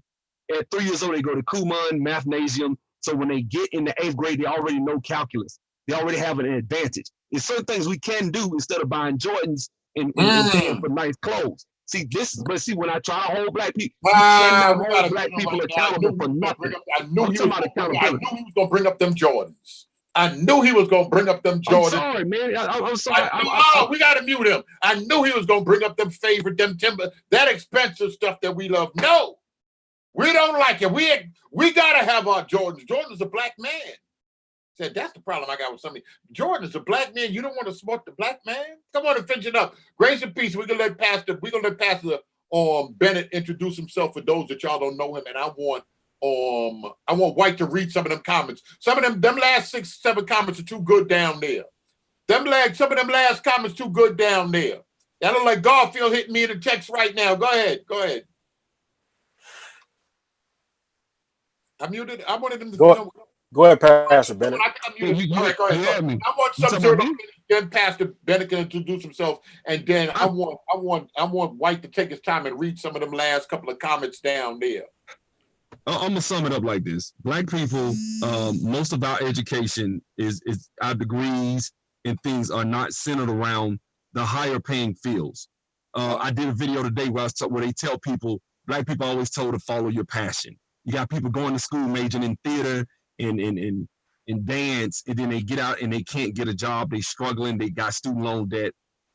A lot of it has to do with this study habits that I have. If you have better study habits, you'll actually be better at math. If you're better at math, you'll do better on the ACT. You'll get a higher GPA. You'll be able to get into these fields in certain areas where you can then go to Stanford and be. When Sergey Brin in 1995 founded Google, they created an algorithm. You have to kind of know how to know math to be able to do that type of stuff. Well, we don't like math. And when I try to point this out, which in the 21st century, we could talk all about education and white supremacy. In the 21st century, problem solvers are going to rule. So if you do not solve problems, you will be subjugated under Asians, under whoever's next. So like it or not, you can talk about white supremacy, Asian supremacy's next, so bend over and get ready. That's all I got to say. All right, come on, Pastor Bennett here. Grace and peace, man. Good to have you on. I'm out, man. Thank you. All right, man. I'm gonna hit you in the text, man. We appreciate you. Love you, bro. All right. Peace, brother Berin. How you doing, man? Good. Introduce yourself to everybody for those that don't know. Oh, Brandon got his hand up. Come on, Pastor Bennett. Go ahead. Yeah, no. Peace to all, man. Peace to everybody that's watching, viewing. My name is William Bennett. I'm pastor of City of Refuge Ministries in Bloomington. That's about an hour and a half, 2 hours maybe from Chicago, Illinois. I've been pastoring 12 years. Dad started the church in 76. I've been watching Brother Berin videos for a while now, man, and I've been trying to catch a show and I just ain't never got to catch a live one, but I wanted to tap in tonight. I appreciate the work you guys are doing. The knowledge is for real. And I appreciate it, man. So I'm tapped in, I'm locked in, trying to, I was struggling. That's why I wanted to come in to get some up. I was struggling on how to deal with contending for the faith versus when to just be like, this particular situation ain't worth it. Cause I'm one of the type of dudes when it comes to the faith that I'm like, what it is, I got one brother. So I'm like, it is my brother. If anybody come at my brother, you coming at me. So I feel like that if you coming at the Bible, if you coming at, then I'm like, and I feel like a lot of people will run from some conversations. I run to it when you start calling out Jesus in the Bible. But then I think I got to learn when it's like, this ain't even the right platform to run into that because it's not even really about that. On certain platforms. But we appreciate the work that you putting in. We definitely gonna chop it up some more. White, please do me a favor. And if you want to hang around, if you can hang around and help answer some of these questions and from your perspective, how you see certain things. For sure.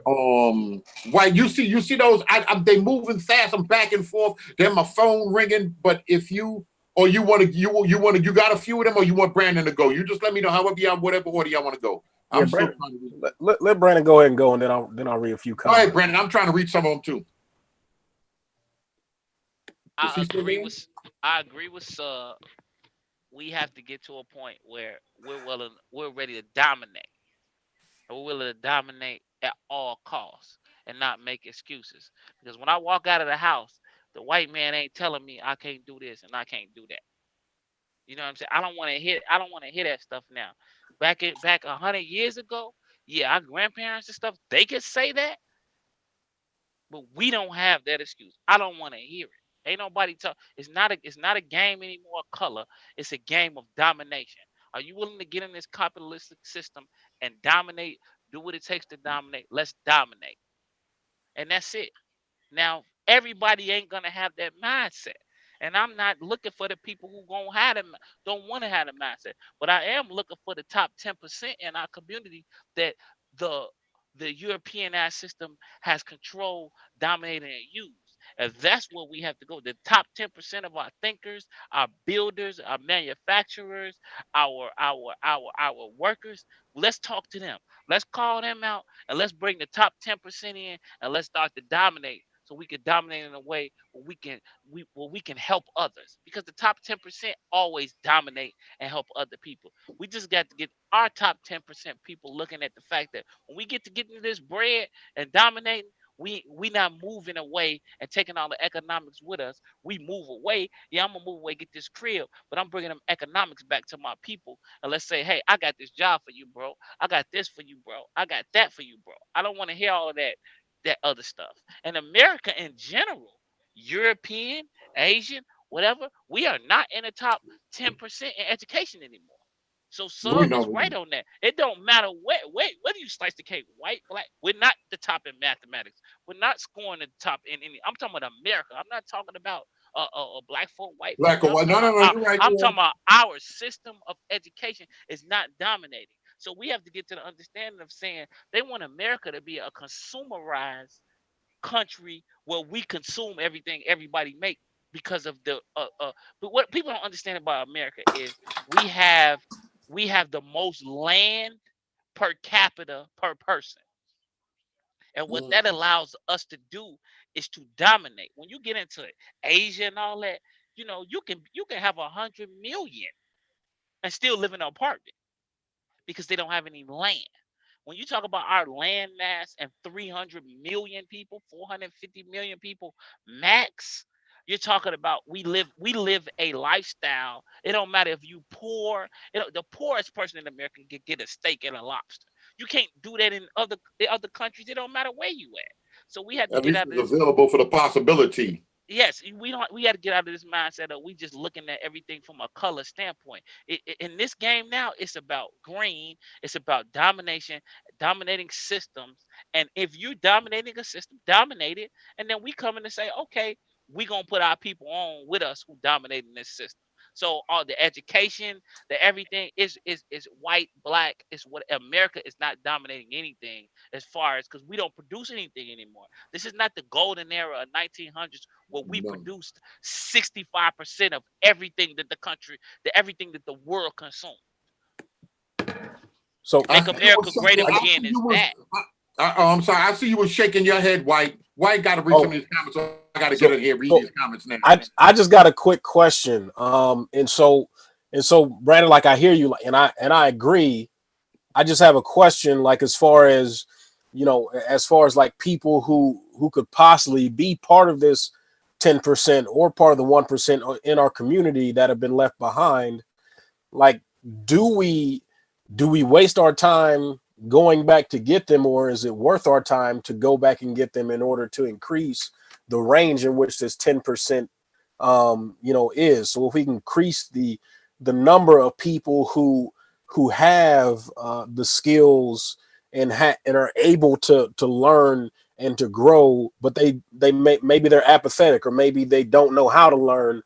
Is it worth it to go back and get these people and build them up, or do we just sort of leave them behind? And the question is, Pastor Bennett, is it the church job to do that? Is it or are we already burdened down enough? Go ahead, Brandon. That was who that answer was. That was for. That was White. Well, But I know Anybody can Father Q answer. writing his notes. I know the Catholic. He writing his notes. He getting ready. He getting ready to answer Joey, all this. He gonna close it all down in a few minutes. Go ahead, Brandon. I think we had to leave people behind, and then I'll say we I'm leave people done. I'm behind. done. I'm We had to leave people behind, but done. then I'll say this: Why? we don't value, and anybody gonna like this. Everybody has a classification in any system. There's the smart person, there's the soldier, there's the this, there's this. If you look up every dominant society, European, Asiatic, whatever you want to say, European. I'm going back to the Egyptians. You got the Oh no, soldiers, you got the is he breaking up killers, white? you It's you, you Brandon. got you got you got Okay, you all right. got I'll be you got quiet. the soldiers. You have everybody in that society. What we'll do is a Captain Tazariak. We'll divide from a Captain Tazariak. But if I'm down in the alley, I want Michael Baker with me. I don't want Eric Mason with me. If I'm going down a dark alley in South, the West Side of Chicago, I don't want Eric Mason with me. I want Captain Tazariak. I want Michael Baker. I want military with me. I want militia. So the militia always supports the upper echelon for the advancement of people. It don't matter black, white, Asian, whatever. You got what is it? China got 200 million soldiers. The 200 million soldiers that China has is not for, they're for the advancement of the 10% that are coming up with the ideas, and we're going to protect this. We're going to protect our innovation. And if you come for us, we got 200 million people that we can put on the ground to crush you. China has almost China has half the population of America to put. They can sacrifice 200 million soldiers, one for one, and still have 800 million people. Yeah.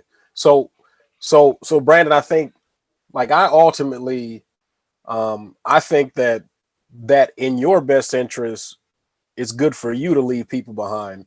But I think that there's always going to be the remnant of people who build people up. So I think that there has to be an equalization of both of those people. Some people who move forward, and then some people who get the stragglers. And I think that both are good. I think that both are good options. I don't think that in a totality, especially with the size of our community, I don't think that we can afford to just leave everybody who's not performing behind. I think that the 10% that you speak of is too small of a number to move us to where we need to be and where we want to be. And so I think that is But was that imperative. Booker? Was that Booker T? Who was that Booker T with 10%? Who was that Booker T with the 10? But you 10% is all right to lead the people. Go ahead. What that You need the Well, let boys. me say this. Let oh, me say boys, this. I'm sorry. Thank you. Let me say this, and I'm done. Let me say this, Berea. All right then, Jeff. What people? I'm gonna say this, and I'm done. We're only 15% of the population of America. So, Thomas, when we speak of leaving people behind, I'm not speaking of we leaving them behind to starve. What I'm saying is we leaving people behind that don't want to get involved with us in the economic Yeah, empowerment of where we're going as far as we're finna dominate. Now, once we Right. dominate, I'm coming back to get you. But the people don't understand that we got to start dominating. That's what I'm talking about. I'm not talking about we gonna no, leave you no, behind to starve. What I'm no. I saying was I is, was completely with you. We okay, were on the same frequency, but okay, I just sort of of agreed that as far as if that's your personality, that you're going to go and come back, because there's a lot of people, they're going and they ain't coming back. But if that's your personality to go and then come back, then do that. But I think that there are some people who can like, yo, let me go back and get these, or let me bring these people with me. And I think that both of these are good approaches. So if I can bring people with me as I'm increasing, and again, everybody can't do both of those things. You can either do one or the other or neither. That's my opinion. And so, sometimes I get conflicted on which one I should do myself. Uh, and so, like I'm just asking. In response to what All you right. all, yes, in response to what you all are basically saying, it's oh, by the way, give us a thumbs up on this video that you guys are witnessing right now. Also, share this channel with a friend, family, relative, and subscribe to Berean TV as well. And we also ask for your support. There is a link that's in the chat. We ask for your support through PayPal or Super Chat. In response to what I'm getting ready to say, I look at some of our forefathers in the activism movement, and I look at, of course, Brother Malcolm, Brother Martin.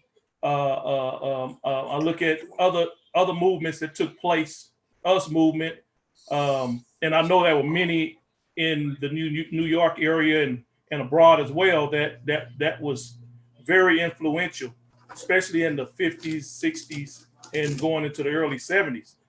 They all had an expertise that they engaged in. Some seen eye to eye on certain movements, certain things they didn't see eye to eye on. But what they were able to do was be effective in the area and the arena that they were involved in. Like myself, I'm the type of guy that can get a few people together and clean up a neighborhood. For example, we can paint. I can organize a paint, cleaning up in a particular neighborhood, beautifying, and so on. I can do those things where Brother White can come along and he know how to raise the funds so we can buy the paint. That's just another function he can operate in. And then Brother Brandon, he can provide transportation for that. So there are many components. The point I'm making is there are many components as to developing our communities that we reside in. And there are doctors as out there that you can go and talk to and counsel, and you can develop their mind mentally. There are some trained individuals that can train to get a person ready to be customer service friendly. They'll learn how to set up their families, raise their families correct, how to stop abusing their wives, talking down on their husbands. It's a system that has to be implemented. We can't leave anything out or anyone. Now, there are some brothers and sisters that will move forward because they are progressive and advanced in that way. But for those that are doubtful, that's hesitant, we still have to prime them into moving forward. So it's a lot of moving parts in developing our people. And from a religious point of view, as a Christian perspective, it's our due diligence to work and develop our people to move them forward in the body. Now, if you look in the book of Exodus, there are certain things that took place in order for God to get his people ready to cross over into another level. Some did get left behind. That's because they didn't develop, but there were others that did develop. And then you'll see in other parts of the Bible where where God did a mighty movement to bring his people out of situations again. And the point I'm making is we owe to one another first, and then we do owe to our communities abroad, no matter what belief they have, because we all went through the same process. We were all kidnapped, brought over here, and now we're here. And now we make the best of our circumstances. Plus, we had individuals that struggled before us to get us to where we are now, to where we can literally read legally, because we're less than 200 years away from reading legally, if you guys think about that for a minute. With all that being said, there are many things that we can do, and yes, we don't find excuses for not doing. We find ways and solutions to do. We could spend 20 and 30 more years on problems without solutions. But I say, let's, doing things on a solution base, there are many things we can establish just among ourselves, not to mention other people from other communities that look like us, from religious backgrounds that are different from us. So there are many things that we can do. I wouldn't leave anyone out that was willing to move forward. But for the ones that's not willing to move forward, we can't sit still and wait for them to come. we still have to make progress in the process of us doing things.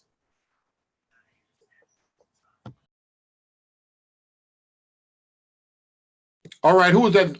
Father G, you wanna answer that? I had to step out for a second. Oh no, that's Pat, Father G. I'm not sure. Or Pastor Bennett. What was the question for him? If he was gonna, is it too much for the church to do, or should the church be doing some of that? Before Father G take the floor, Pastor Bennett, you think it's too much for the church? You think we're going off when we start getting an education? Let me unmute you. Okay. Go ahead. Say that last part, Brian, again. Do you think it's too much? Like, because we're talking about a whole bunch of stuff here. You think it's too much when we go off on talking about education and different things, just increasing the education for believers, for saints, for people in general, for the culture of people in general, or we should leave that to different people? No. Brandon's younger; he's radical. Leave that for different people and focus on the religious stuff, which a lot of you people like. No. The church has to not only be a part of it, but it got to be at the forefront of it. You know, I think it got to be at the forefront, because I think where we mess up as a church is we forget how powerful we are, because we are a body. We're a body made up of many members. And so when you get a collective body together, and if all your collective body is a Sunday service, then you actually missing the power of Christ and what we're supposed to be doing.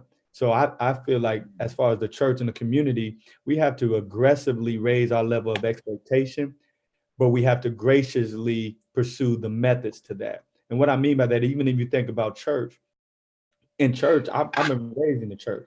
So what I heard us talk more about generational curses than we ever did about generational wealth. I heard us talk more about generational curses. So then, if for years we've been talking about generational curses and leaving out generational wealth, then we should expect for there to be a gap with life insurance and wealth building and all of these things. To tell me about Jesus is one thing. To show me how he works is another thing. And he doesn't work just by faith. He works by actions.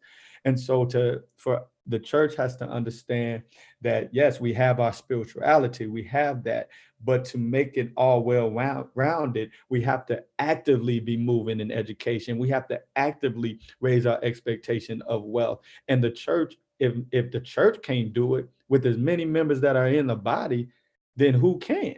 I mean, we have to, it starts with the family system, but the families are coming together in the churches. We should be able to build and raise our level of expectation from that platform. We should be leading.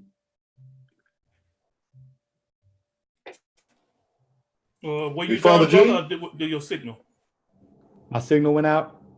Oh, you. I was wondering. Yeah, that's what I was wondering. Can you hear me? Or is that Berean that can't hear? Yeah, it starts with the family system, but the families are. No, we hear you. We hear you. Were you done? It's Father G, if you're done. Yeah. I'm done. I'm just saying there's no doubt that the church got to be at the forefront. If you do your history, the church was always at the forefront. The Black church was always at the forefront of not just spiritual movements, but wealth movements, education movements.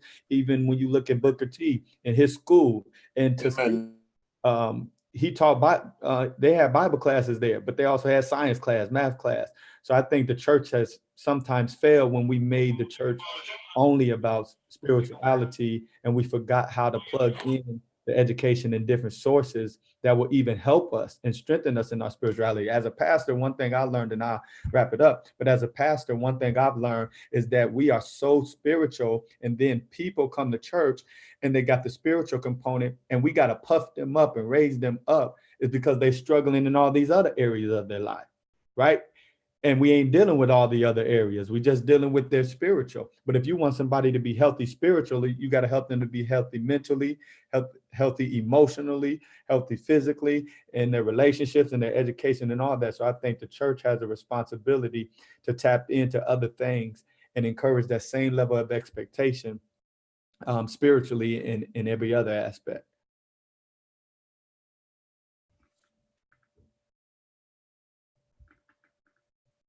That's good.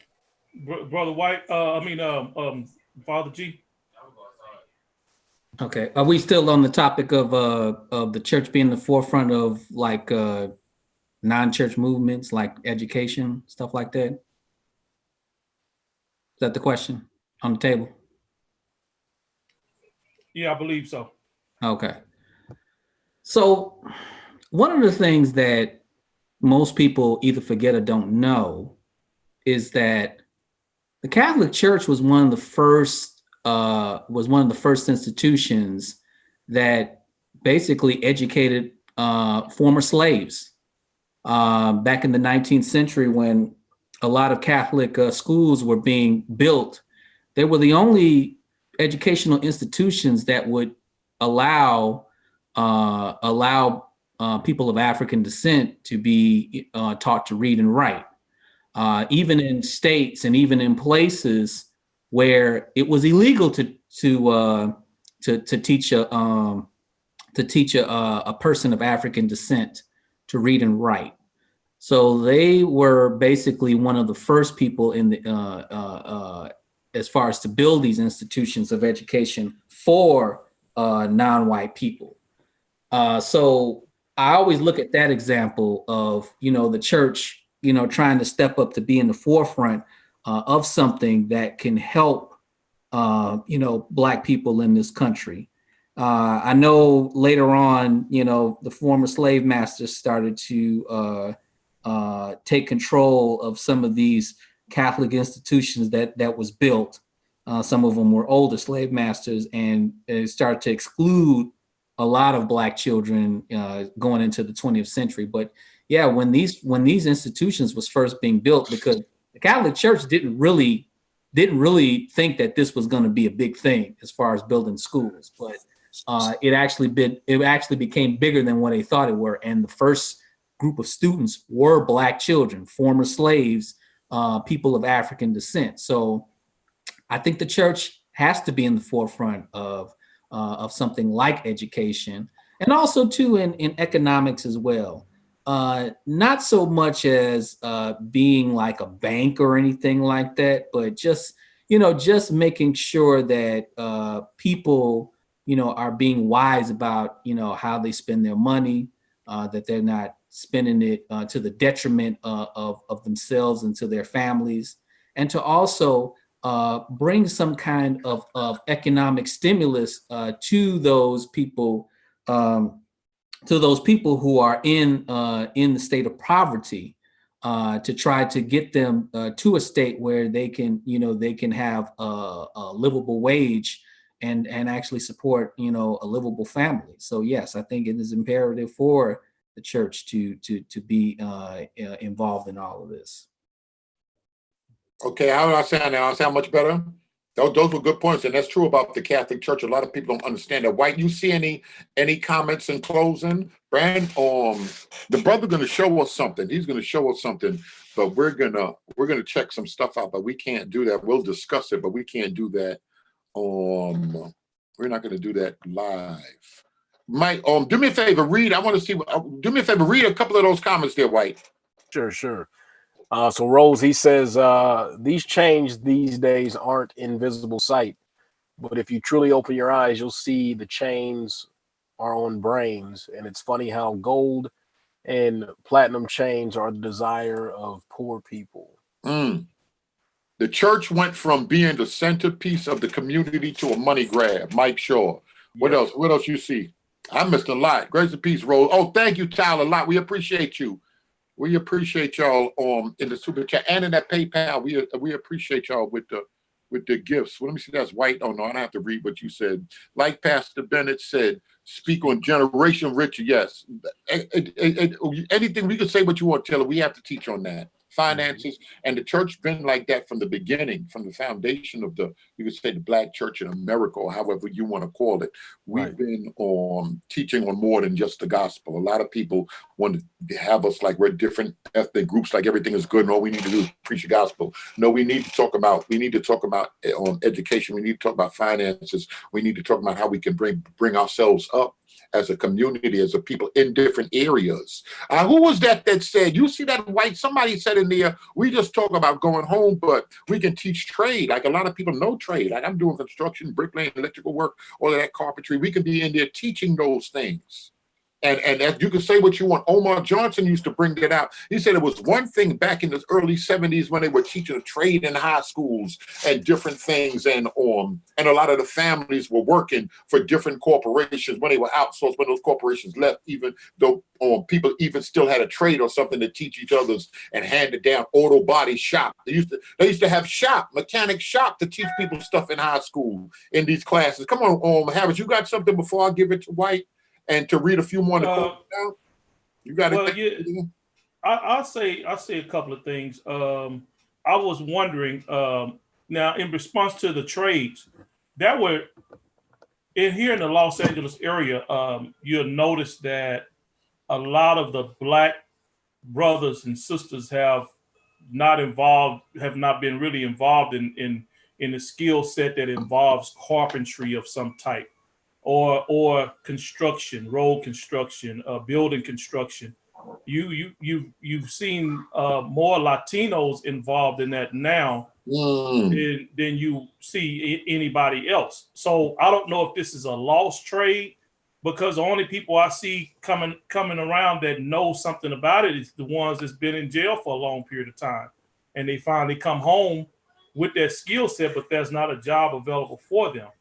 So is that a now lost skill set? Is technology the new thing for us to get our hands dirty in? No, that's good for Brandon and Father G right there. Yeah.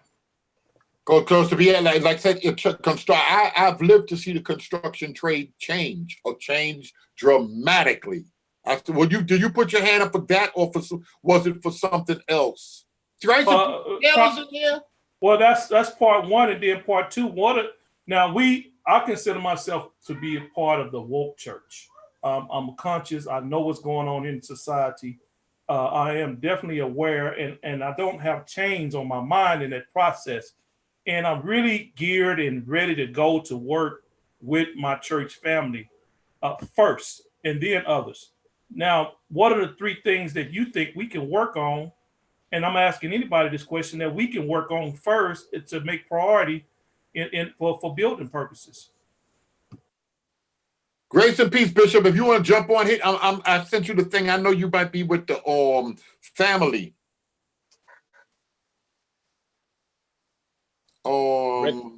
Reginald Haynes asked this question. Says, as believers, will we be satisfied with communities changing with or without Christ? It's a good question. Father G, you want to tackle that, or Pastor Benny, you want to tackle that? Well, I just read a report that the number of Christians went down, as far as there was a Pew study research that said that I think it went down like about 5% over the last couple of years, and the number of atheists and agnostics have went up in our society. So we seem to be going towards a non-religious type of community here, the way it's going, with all this, with all the, I would say, misinformation that has been going on with with Christianity, and with the rise of agnostic and atheist movements. So pretty soon that will be something that we probably have to think about. Is this society going towards a non-Christian? Because United States has always been a quote unquote society of mostly Christians, but we're going to have to think about that, about maybe it's turning towards a non-Christian type of society. I'm sorry. Come on. All right, Pastor Ben, I'm sorry. I'm trying to type this thing. I want to just Bishop jump on here for a minute and holler at everyone. Unmute him, Brother Thomas. Oh, Pastor Bennett? Did he hear? I'm sorry. Yeah, he's muted. He needs to be unmuted. All right, White, you controlling this, or you? Oh, Lord, we're Sister Sonia. Both of them are tech people. Hey, so I say, I don't think a Christian should have the mindset that we are fine with building communities without Christ. I don't think that language fits. But I do think we have to get to the point as Christians where we do understand to build community has to be able to include people who do not have Christ. So just because you don't have Christ doesn't mean you don't extend your hand to build with somebody, right? Because at the end of the day, your spirituality is still a choice.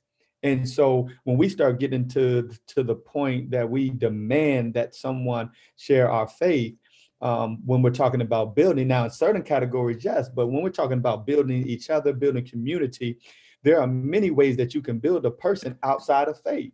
And so we limit ourselves, I think, if we say, if you don't accept Jesus as I accept Jesus, then we can't build together. My only thing is, as long as you don't disrespect Christ and disrespect my belief in Christ, and we're over here building a community center together. For example, our church is getting ready to build a community center, right?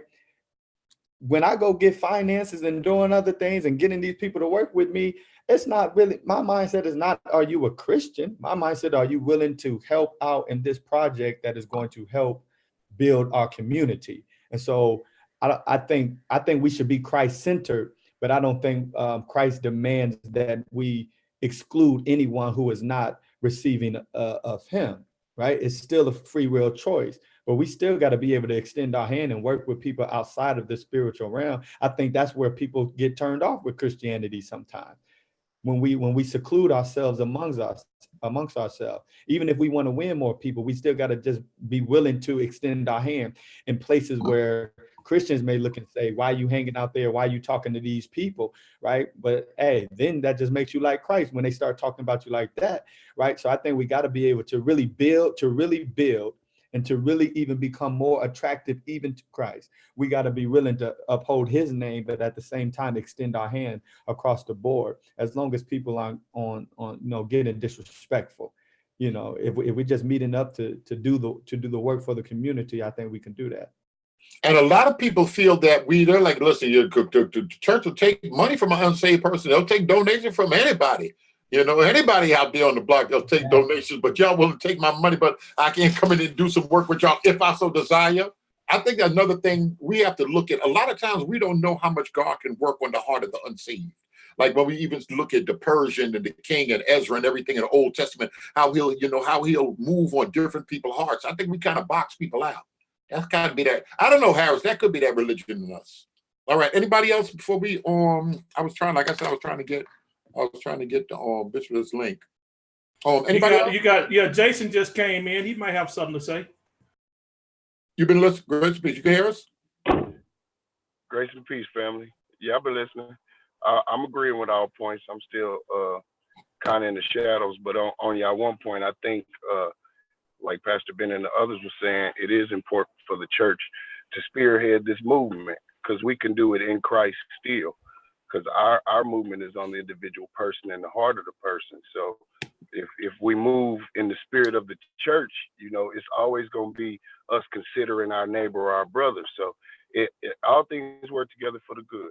So I think the church should spearhead this and also expose false information, especially about the financial system and the system that most of them are not used to. We need to expose these things and give them clarity. The same way we're giving them clarity about these scriptures, you can give them clarity about these laws, give them clarity about this financial situation, all that. But the people have to take individual initiative. That's all I have to say.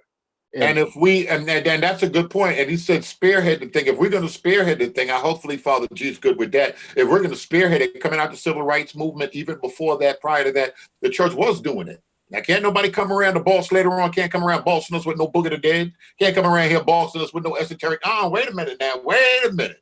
If we've been running this thing, we're going to keep on running it. We're gonna look out for anybody else, but there's a charge that's on us to do certain things. We're the light of the world. We're a lamp, a city here. We're the salt. We have instructions to do this, and we've been doing a good job, Bennett, by ourselves. And even other people, like I think that was Elder T saying yesterday. He was like, "Man, listen, you can say what you want. Black Wall Street wasn't all church folk. You had some brothers just coming home from the military. I think it was the Korean War. They had hammers in the church. I keep going back to that right there. And they were down there. You had brothers, had cleaners, other brothers that was involved in different things. They had a few number houses. I hate to say it, but we had them on the block, and they were all down together. But the man in the liquor store, the owners of the liquor store, the number house, they respected the church, and they said, "Listen, when it go down, we gonna all do it from that location, from that place right there." And them folks said they shooting from the church. So whatever's going to happen, I think it got to happen from there. No matter, some of us are crazy, some of us are all over the place, but it is what it is. All right, White, you see any? Or he put his hand up now behind that. Listen, let me read. I just want to give one caveat. I agree with everything that you guys are saying, but ultimately, I think that the church, we can have like the greatest movement to fix people, period. Which I think ultimately we do in Christ. But to physically bring people up, we could have the best plan, but people are still going to buck against it and hate it just because of the name in which we name. So because of Messiah, because of Hamashiach, people are going to automatically say, nope, don't want no part of it. And that's and I think that that's one of the realities that we should recognize and live in, while still calling people to join us in the movement to healing our people. Amen. Mm-hmm. Amen. Anybody else? I think we need to take an assessment among ourselves individually and see where are we in this movement. Are we doing everything that we supposed to be doing? And that means in our physical abilities, in our mental strength, in our social lives, all of that. Are we doing what we supposed to be doing at this current time in order to be successful, in doing our due diligence and moving forward? We really need to evaluate each and every one of ourselves in doing that in our private place, and make a conscious and a sound and an honest judgment among ourselves, and then decide on what can we do from there. So I mean, that's what my position is on a lot of it, because how can we be really effective if we're not going through the whole process ourselves? Some of us have mean streaks that's not conducive to our movement. Some of us have a cheating spirit among ourselves. Some of us are real greedy when it comes to money. Mm-hmm. And that's just to name a few things. I don't want to get all the way into it, but it's preach. So let's take a look at ourselves individually and determine what it is that we can do as an individual. Soul search ourselves and see what it is we can do to be most effective in these movements. And I encourage the listeners and the viewers to do the same thing. That was a good point. And before I give it to Ella Brown, a lot of people don't know it's no matter how we look at it, as far as believers coming with us, we know that we're charged with a certain thing. And no matter what, say the master said, no matter how you cut the slice the cake, the master said that the laborers were few. The laborers were few. However, we slice the cake, and we can work with them. We can't work with them for the amount of people that we have in the pews in these churches, for the amount of people that don't even attend every Sunday, that believe in God and read their writ. There is a shortage. There is a shortage, definitely, as far as laborers and getting out here and doing the work. I don't know if everybody want to be a chief apostle. Bennett, y'all know y'all got a lot going on up in church now. A lot of you chief apostles, senior elders of the first apostolic, holy anointed y'all got a lot going on, Brown. Y'all got a lot of titles. I don't even hear about evangelists no more. They didn't play it out back in the early 90s. They've been played out. They corny right now. They going straight from a bishop they going straight from a usher to a bishop. Come on, Brian, you got the floor. Man, what happened to Smith, Wigglesworth, and A.A. Allen them? What happened to them? But he carries did want to just say real. No, don't. I listen to them all. We confuse them all. But I just wanted to say, if people are interested, y'all should check out a speech. I forgot where it was. I don't know if it was New York or Jersey, but it was Booker T. Washington, called "Cast Down Your Bucket where you at. That's a very powerful speech. And just a synopsis of the speech was, stop getting all this information and running away from where you are. Use it where you at and then let it spread.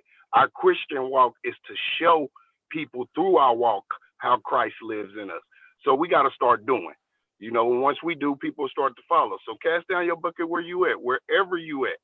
Stay where you at and build from there. And then we use panels like this, you know, for reassurance. Like when you come to church and you get refilled to get back in the rest of the week, you want a positive atmosphere where you can throw ideas back and forth for people. But that's all I have to say. Yes, Dr. Tucci, I forgot Dr. Grace and Peace, Sister Yolanda.